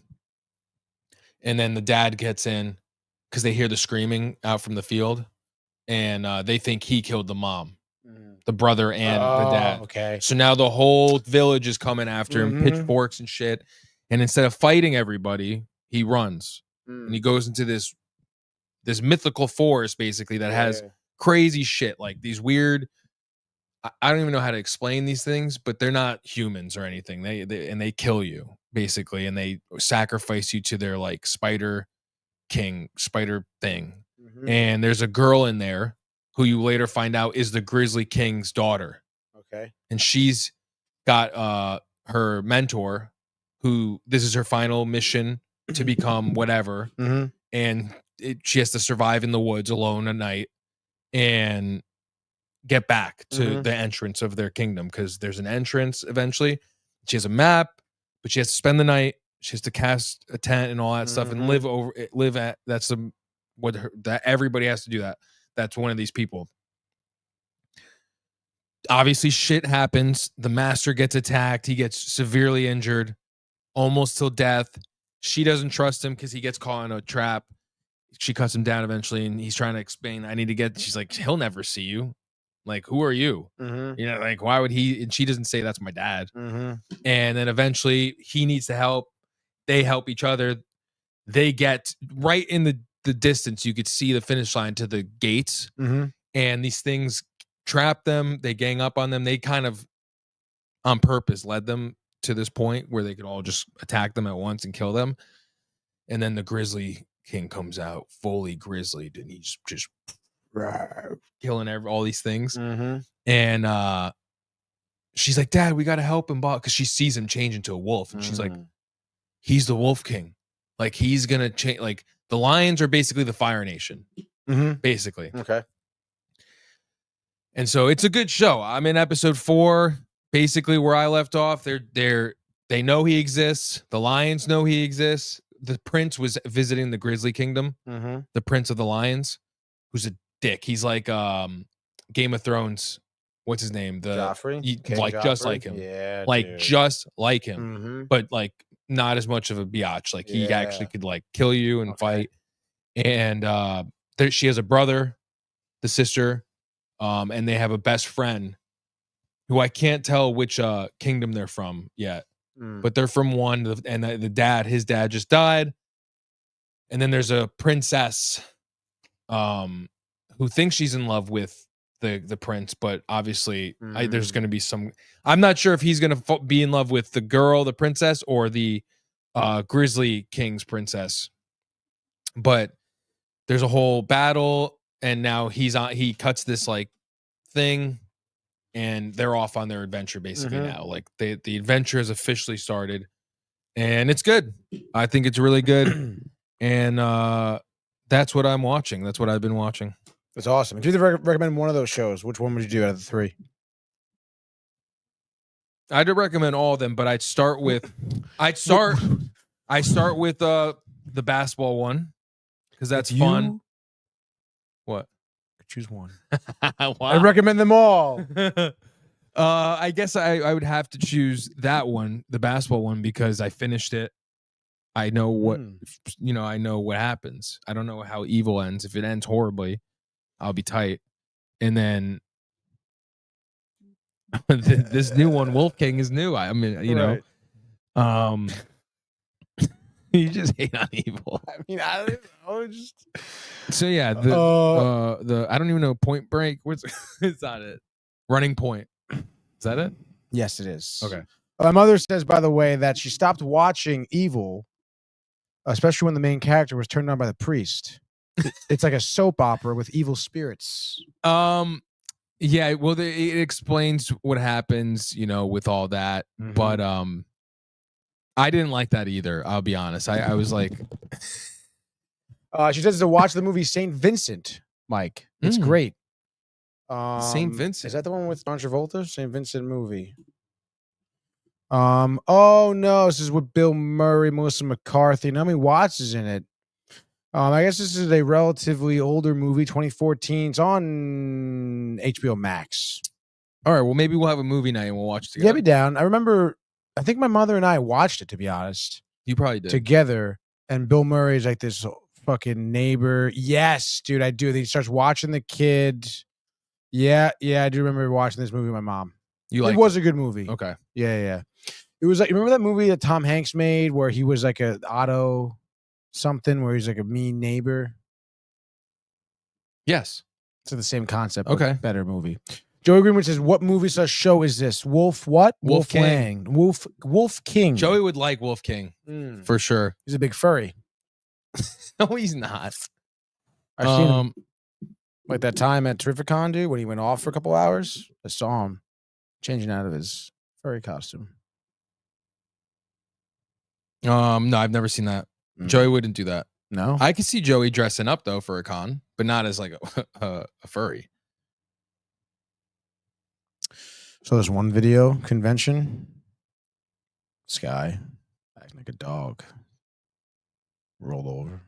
And he's like on all fours, yeah. People started clapping. Oh. And he was like in this gimp outfit. With like in the hat, like the the shackles. leather, yep. Mm-hmm. I think I saw the that. leash. Dude. I think I saw an X or something. Not good. Not good. It was Joey underneath that costume. He said, yes, sir. No. May I have another? No, that's a great movie. Mm-hmm. But yeah, dude, I feel like that would be a show that Joey likes. Wolf King, Wolf King, yeah. I don't know how we feel about the animation. I was just looking at it. No, it's good. I don't know how he would feel about it. I said, I think he'd like it. It's kind of blocky, 3D. It's a different. Reminds me of Code Yoko. I think was that show back in the day on Toonami. That shit was mad weird. Dude. Never watched that. I'm getting a phone call from Floral Park, New York, dude. Let's see. All right, everybody stand by 1 second here. Just gonna patch you through. And we had Marco who's standing by as well. But all right, we'll call him back. We're taking this phone call first. Good evening. You're live on Binge Buddies. What do you want to talk about? Well, last time I called, It's we were. Yes. Hello? Do you remember who he is, Tony? Last time he called, he had his Gabriel, or he had his he was raising money. Cancer fundraiser. Yes. Oh yes. I raised It ended the other week. I raised $54,000 for the Leukemia Lymphoma Society. Dude, that's awesome. awesome. Congratulations. Thank you. Thank you. Of course, dude. Where does that put you in terms of like other people raising money? I mean, that seems like a lot. It's a lot of hard work in there. Yeah, so I'm from Long Island. That Mhm. brought me into the top 5-ish, top 10 teams in Long Island. Well, that's awesome, dude. Congrats. Thank you. Thank you. What was the event that you held to raise money, by the way? I forget. So I raised Bake sales? money from a bunch of different places in my town. I went to a bunch of different restaurants. They gave me money. I had a basketball game dedicated to my team. I had some not notable celebrities, but like I guess lesser known celebrities post some stuff for me. Oh, nice. Ever heard of the Savannah Bananas? Oh, yeah, of course. They posted some stuff for me. Oh, that's awesome. Yeah, I got a few endorsements, and yeah. That's awesome, dude. Congrats. Congrats. It's always good, Thank you. raising money for good cause. Are you watching anything right now? Am I watching anything right now? I started Severance. Oh, I heard great things about that show. I did too. Apple. It's interesting. Mm-hmm. I heard a lot of good things about it. I started watching it. Really messed up show. Mm-hmm. Yeah, I've heard some like pretty like like suspenseful, gross scenes from some people. Yeah. But again, they say that it's really well made, good story, good writing, good acting as well. So, it's definitely something I want to take a look at. Same. And I've been hearing a bunch of hating stuff about. Yeah, have you seen the movie on Netflix, The Electric State? I haven't seen it, but Manny, our co-host, did. And speaking of hate, he definitely didn't like it, so I ended up not watching it. Look, I honestly didn't think it was that bad. Okay. I personally liked it. What did you like about it? Visuals were really good. Yeah, that's probably the one good thing I heard is that it did look good. The effects were good. The visuals were good. But from what he said, just the rest of the story just like wasn't very linear. It's kind of odd, and I guess I don't know. A bunch of people were saying how it was just like a big box office movie feel, but it just didn't live up to that hype. But maybe I'll take a look at it. I mean, again, you can stream it at home, so I think it may be worth to take a look at. Yeah, I mean, I feel like that's that's kind of the point of it, to be like odd and wacky. I hear that's what the book's about, and Okay. they had some pretty big notable actors in it, so I thought that it would have did better than it did. Yeah. Not the same for the Snow White movie, though. Did you see it? Not a fan of that. I did not, and I'm not planning on it. I'm protesting it. Good, as you should. I mean, a lot of people are. I haven't seen it yet. I mean, I would like to see it just to get, obviously a firsthand take on what the movie is like. But I mean, I don't know. I mean, this movie was something that was, being grounded before it even took off. I mean, obviously the change they did to the characters, the CGI dwarfs, casting Gal Gadot even. I mean, she's not an actress that shows a lot of depth to some of her characters. No, so, there's a whole thing on TikTok going around about like her lines in movies, and people are like, no, they're all not good, dude. Yeah. She doesn't have strong performances. So again, I've been seeing a lot of interviews too of the woman who plays Snow White too, and it's very disconcerting in terms of Disney trying to stay true to the original source material here, but yeah, it's interesting. I mean, I think you're definitely in the same ship as a lot of people who are refusing to see this movie. I mean, even though I said that I wanted to see it, I mean, it's still like, is it really worth me to go to the movies and spend money on tickets, spend money on popcorn, and then to sit through this thing? Like, probably not. Which is why I haven't done so yet. Well, it's her comments that annoyed me. She made a lot of not good comments about her political ideas, about her ideas of the movie, about society. I just thought it was not the right time and place. She's an idiot. Yeah, I mean, it's like I can't say it's like the Will Smith slap thing, but it's like the wrong place and the wrong time to be doing a political stunt or something like that. Yeah, I completely agree. I mean, those things, especially, in I feel like today's society, not to get too political here themselves, people take that shit to heart, and not for nothing, you are just an actress. Like, I don't really know her backstory, but she's an actress in this movie, and I mean, Snow White is a story. And if you want to do something totally different, then go do something totally different. But then don't do Snow White and then try to like make all these changes and say, well, this was wrong or this is different or whatever. I mean, it's just not. That's not smart. Yeah, Disney even canceled her, features on Jimmy Fallon and those type of shows. Good to promote the movie.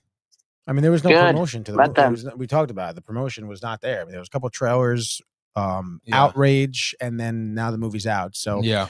I would imagine, just as we said, opening weekend it didn't do well. I'd imagine, second weekend this past weekend, I'm sure a significant drop in box office numbers, as you typically do see. And I mean, it's just not good, not good at all.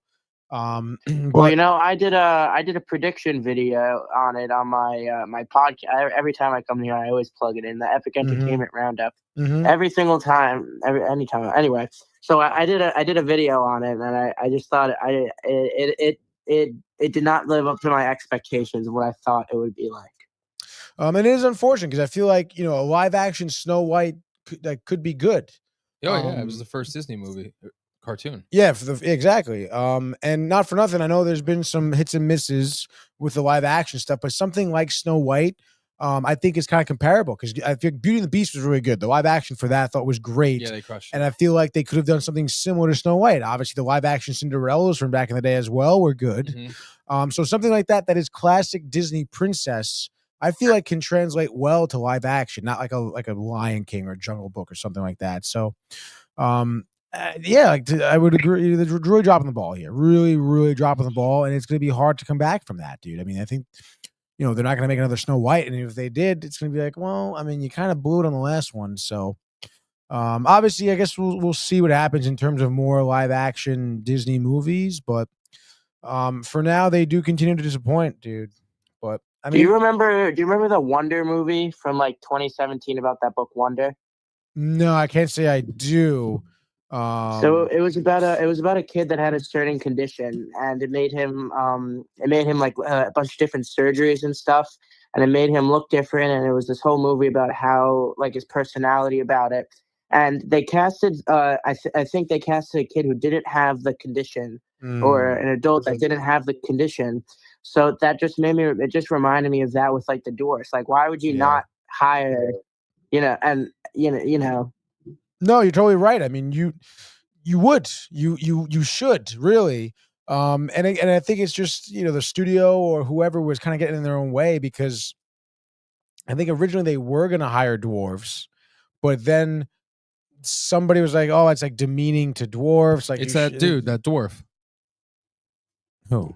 Yeah. The actor. Peter Dinklage? Yes. No way. Really? Yeah. I thought he was in favor of it. No. Interesting. Dude. Yeah. That's not good. Yeah. Because obviously then they were like debating on whether or not to hire, regular sized people. But then they ended up obviously going to CGI but again, that's also stupid. Like, why? Which I guess CGI doesn't look terrible because I mean they are, goofy looking dwarves anyway. I mean, you think of the cartoon. But still, I mean, you would think that, that would be a good time to highlight, actors that do have dwarfism, But then again, who really am I, dude? But are you watching anything else maybe that you are enjoying? Not really right now, but I have to sign off. Thank you for having me on the show again. Oh, listen, anytime you can call in. Happy to hear from you again. Congrats on raising over 50,000, and we'll talk to you soon, dude. Thank you. All right, have a good night. You too. Bye. There we go. By the way, Marco can probably call in now. Marco, call in. You don't have to if you don't want to, obviously, if you're, doing whatever. But boy, Josh B says good stuff with the clap hands. There you go. And that's pretty much it, dude, in terms of the comments. Yep. I guess since we have, I'm not just going to wait for Marco, so I'm going to go fucking. Yeah.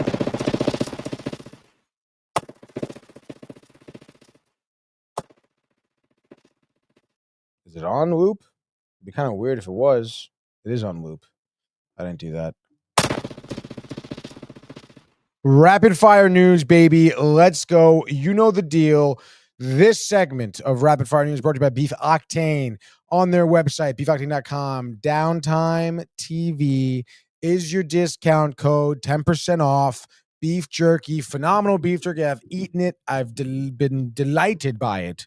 And it is delicious, dude. And great local Connecticut owners, too. Great people. Interviewed them in the Terrificon vlog, speaking of Terrificon and those who we met there. But let's get to the rapid fire news real quick now. We're going super rapid fire, dude. Bang! Coyote versus Acme is another Warner Brothers Looney Tunes live action animated film, just like Looney Tunes Back in Action, which was amazing. Brendan Fraser, whatever, dude. This movie was originally announced in 2018, had a lot of problems because of COVID. The writer's strike eventually was shelved, okay, by Warner Brothers for a possible tax write-off. Now it's bought by a production company called Ketchup Entertainment for about $50 million. This movie will be released, I believe, in the next year, and it is pretty cool. Has Will Arnett, not Will Arnett, Will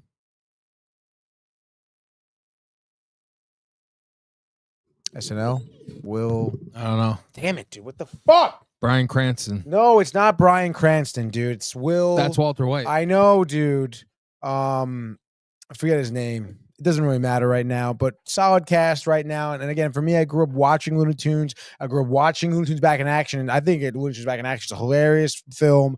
Was poorly rated. I don't know why. And I think, honestly, Steve, oh my God, dude. I don't know what the fuck's going on with me, dude. Steve Martin, Timothy Dalton with Brendan Fraser, dude. It was great, nice. Dude. Solid flick. Obviously, you get Yosemite Sam in there, the Wile E. Coyote, the Roadrunner, whatever, dude. So I think, revitalizing this movie, I think is huge. Bang, dude. Next up, Heat 2, the sequel to the Val Kilmer, Robert De Niro, Al Pacino bank robber, awesome movie. It's been green lighting. I believe Michael Mann, who's the director and the screenwriter here, did apparently submit a script for Heat 2, which will be acting as a prequel and a sequel, which is, I don't know, kind of weird for me, but apparently it's been submitted and they like it and it's been approved. So Heat 2 is going to be made probably, which again is kind of odd. Robert De Niro, Val Kilmer, all these guys way older, Al Pacino. So kind of weird, kind of odd. I don't really know what to make of it because Heat was just a tremendous film, in my opinion. But I think that script is out there. I would say it's bad. Okay, I don't know. I hate to say it, but it's just tough. I don't know what they're going to do unless it's kind of like new cast, whatever. But I guess we'll see. New Spider-Man title has been announced. 2027 release, Spider-Man Brand New Day. People are always speculating about the Brand New Day comic book series, Spider-Man and Doctor Strange, I guess, reset the universe. Peter Parker has his identity hidden again from everyone. Spider-Man's identity is hidden from everyone. And I guess it's really alluding to, I guess, this great reset post-Avengers here, post-phase, whatever we're in, post-Doomsday, post-Secret Wars. But Tom Holland is going to be him for his fourth installment of Spider-Man. So obviously they're keeping him on board, which I guess is good. He's a good Spider-Man, but I don't know. Marvel in general, I don't know, man. It's just the direction they're going in. I don't know if I can really agree with, but I guess we'll see. Again, Fantastic Four, I have huge hopes for, but we'll see. This, I'm trying to remain open-minded here, but we'll see what happens. Tomb Raider update, dude. Amazon has the rights to Tomb Raider.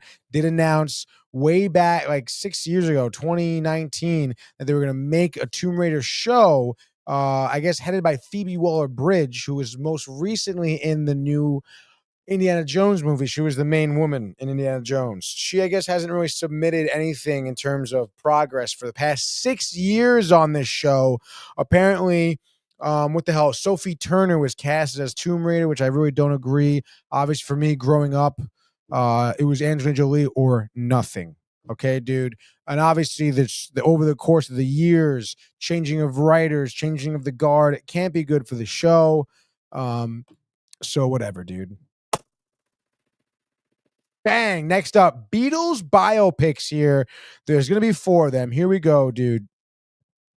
This was announced not too long ago. The first release date for all 4 Beatles movies have been revealed as director Sam Mendes hyped up the first bingeable theatrical experience. Mendez's upcoming Beatles biopic tells the story of the famous band across 4 different perspectives, obviously one from each band member. Okay, so we have 4 movies telling the same story, which very, very worrisome. John Lennon is played by Harris Dickinson. Paul McCartney is played by Paul Mescal. Ringo Starr is played by Barry Keoghan.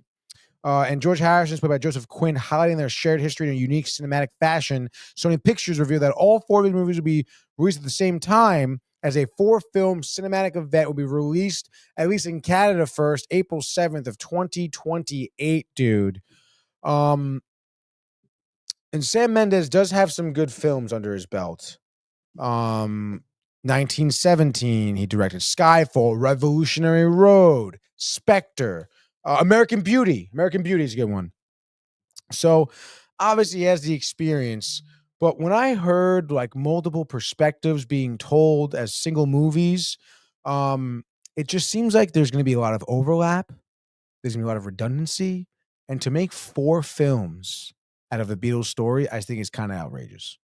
It gives me Last Duel vibes, which I think is a Ridley Scott production, but it told the same storyline from 3 different perspectives. And I'm sorry, and this was about the last ever sanctioned duel for a trial in France in like whatever century, 18th century, 17th century France, whatever. Obviously not 18th century, that'd be crazy. Probably 13th century, probably something like that, or 15th century, 16th century. But again, like the movie was too long. There was overlap of the perspectives, overlaps of the stories, because there was 3 people experiencing the same story. So now this is 4 people separated to 4 separate films. I mean, if each film is 2 hours, we got a big problem. Okay, and it's gonna be a theatrical release, bingeable. I don't know, man. That each, I don't know about this one, dude. It's very worrisome. Barry Keoghan, fuck that guy. Honestly, I think he ruins almost every film he's in. I haven't seen Banshees of Worst Inisherin, Joker ever. but not a great Joker. He was in fucking Saltburn. That movie was so far-fetched. It wasn't even that great, dude. Again, I haven't seen everything he's in, but the things I have seen, which I guess is a small sample size, is not good. So why would I think he'd be good at anything else? At Ringo Starr? Come on, man. So it's, I don't know, dude. And again, for someone who's a big Beatles fan, I don't know, dude. It just doesn't seem right. You're tight. I mean, I can't be tight, I guess, because some of the Paul Mescal is good. Obviously, Mr. Quinn, Gladiator as well. Whatever.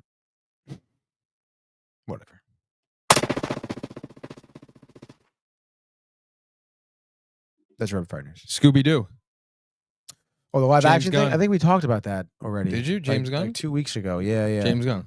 I guess we didn't know it was a James Gunn production, but it's not going to be. It's not DC. Is it a Netflix production? I think so. Yeah, which is interesting that James Gunn to be attached to it. Like, what the fuck is that, dude? In my opinion, James Gunn should be focused on DC. And again, original cast. That's great. We know that. That is great. But again, dude, it's like everything we talked about today. You're tight. I think they deserve everything we they talked deserve about, it, though. dude. They deserve it. They didn't get paid right on the second one. And there should have been a third one anyway. And I think it's going to be R. Does that make it better? Guess. I think it'll be good. I have faith. Matthew Lillard's my boy. No, he's great. And Freddie Prinze. Yeah, that's right. Sarah Michelle Gellar. Still married. The other girl, too, plays Velma. No. Come on. Scrappy-Doo. Scooby-Doo. Rowan Atkinson, the second one. Who's the first one? That's the second one. No, the second Sugar one. Ray's in the second one. Sugar Ray's in the second one. Monster Island. Linda Cardellini. Velma. She plays Daphne. Obviously, she's played by Sarah Michelle Gellar. There you go. It's we'll see whatever, dude. Sorry. That's your rapid fire fucking news, dude. Marco's calling in right now. Stand by, Marco. You're live on Binge, buddy. What do you got? What's up, Marco? How you doing, dude? Marco. Hello? What are you doing, dude? You hear me? Yeah. What's going on, bud? What do you want to talk about? breaking right now. Sorry, say that again? I got breaking news. You got breaking news. Yep. Go ahead, hit us with it. John Wick 5 on development. John Wick 5 in development, dude. That is actually kind of wild, dude. I don't know about that one. I think even what the fuck is the Cinderella ballerina is the spinoff with Ande Armas? What, like, I don't know, man. I think it's been John Wick 4 sucked. I thought It did. and I don't know, man. I don't think it should be a movie that should be continuing. How do you feel about that? John Wick 5, are you down with it? I haven't seen any of them. What about you, Marco? I'm assuming you've seen all of them. Are you down with John Wick 5? Yeah, I've seen all. You don't sound very enthused. Yeah. Yeah, it's all right. I don't know. You don't know? I mean, aren't you tired of it, dude? Hell yeah. Like, would you pay to go see that movie in theaters? If it's Yeah. What did you say, Yeah. Marco? it end up being Yeah. You can't do that. That's not how things work. Yeah. No. Yeah. I mean, You yeah, gotta yes either or go no. or you can't Yeah, be like, dude. oh, if it's good. Maybe not. Probably not. Nah. No. Where are you right now, Marco? In your bed? And my In my Yeah. Josh B says I'm- this one word, Marco. I'm proud of him though, because at least he came with something. Yeah. Yeah. John Wick. First time ever. Mm-hmm. That's good, dude. Marco. All right, Marco. Marco, are you there? yeah. What'd you have for dinner? Chicken sandwich. Again with the chicken sandwiches, man. Sorry, dude. That's good. No, it's good. No, it's great, dude. From your father's place? Yeah, I make them. Oh, that's He awesome. makes it though. What do you tell me what the ingredients are? Wow. It's just chicken and banana peppers. Chicken and banana Banana. peppers. I like banana peppers. I like banana peppers. No. I like banana peppers. I like them too. I would throw a little lettuce and tomato in there. As Yeah, well, definitely too. need that. Maybe like with the banana peppers, some chipotle mayo. Mm-hmm. Yep. Yep. Well, all right, dude. What else you got? You got anything else? Or Any DVD purchases? Yeah. What do you got? 5K, 4K, 8K. Any pickups I got? the complete series of the Flintstones on Blu-ray. Ooh, there we go. Flintstones is great. Yabba dabba do. Yep. Yeah, dude. What is that? Like when he bowls. Yeah. Yeah. I'm in my All right, Marco. That was good. I'm proud of you, Marco. Good job Mhm. coming in here with something. Yeah. All right, dude. Well, if that's it, we're gonna hang up now. Okay. Good night. Bye. Good night, Marco. All right, good night, Marco. Thanks for calling in, bud. Okay. That's Marco. Everybody. Very good. Best call. Very good. Best call of the year. Very proud of him. 4 months. All right, let's go VHS DVD pickups. We had a YouTube VOD, but we're gonna do that next week. Just a couple quick ones on the way out here. DVD, we have one DVD, one VHS, which I kind of like that. I'll start with the DVD here. Gronk's New Groove, Mhm. which I mean, I don't know. Obviously, Emperor's New Groove, David Spade, great. But Gronk's New Groove. Have you seen this? I feel like I have, but I can't remember. That's what I mean, dude. I feel like I have as well, but I just don't remember it, dude. And it's like, I don't know. I guess there's this cool backstage Disney. How to cook a movie. Games and activities. There we go. Pyramid scheme.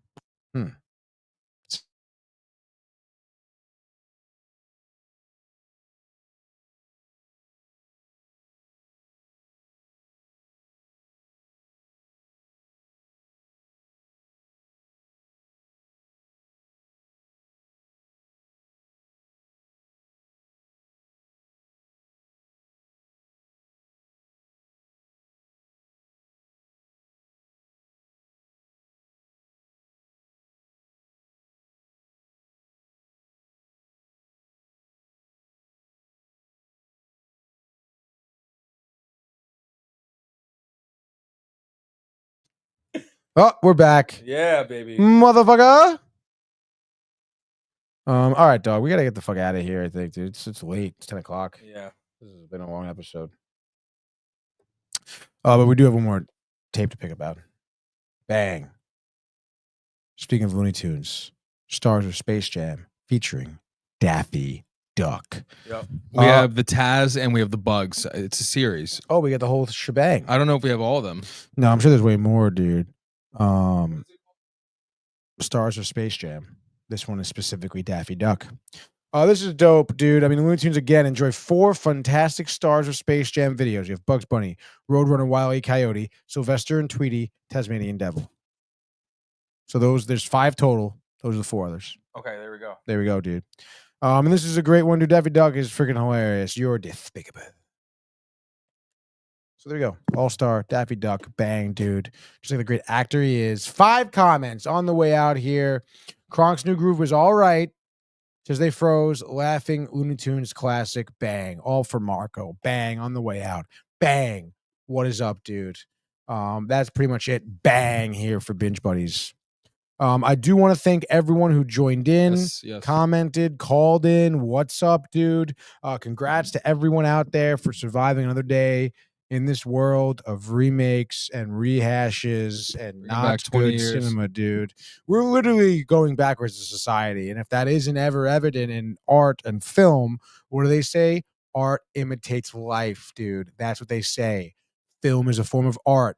Film is going backwards. Life is going backwards.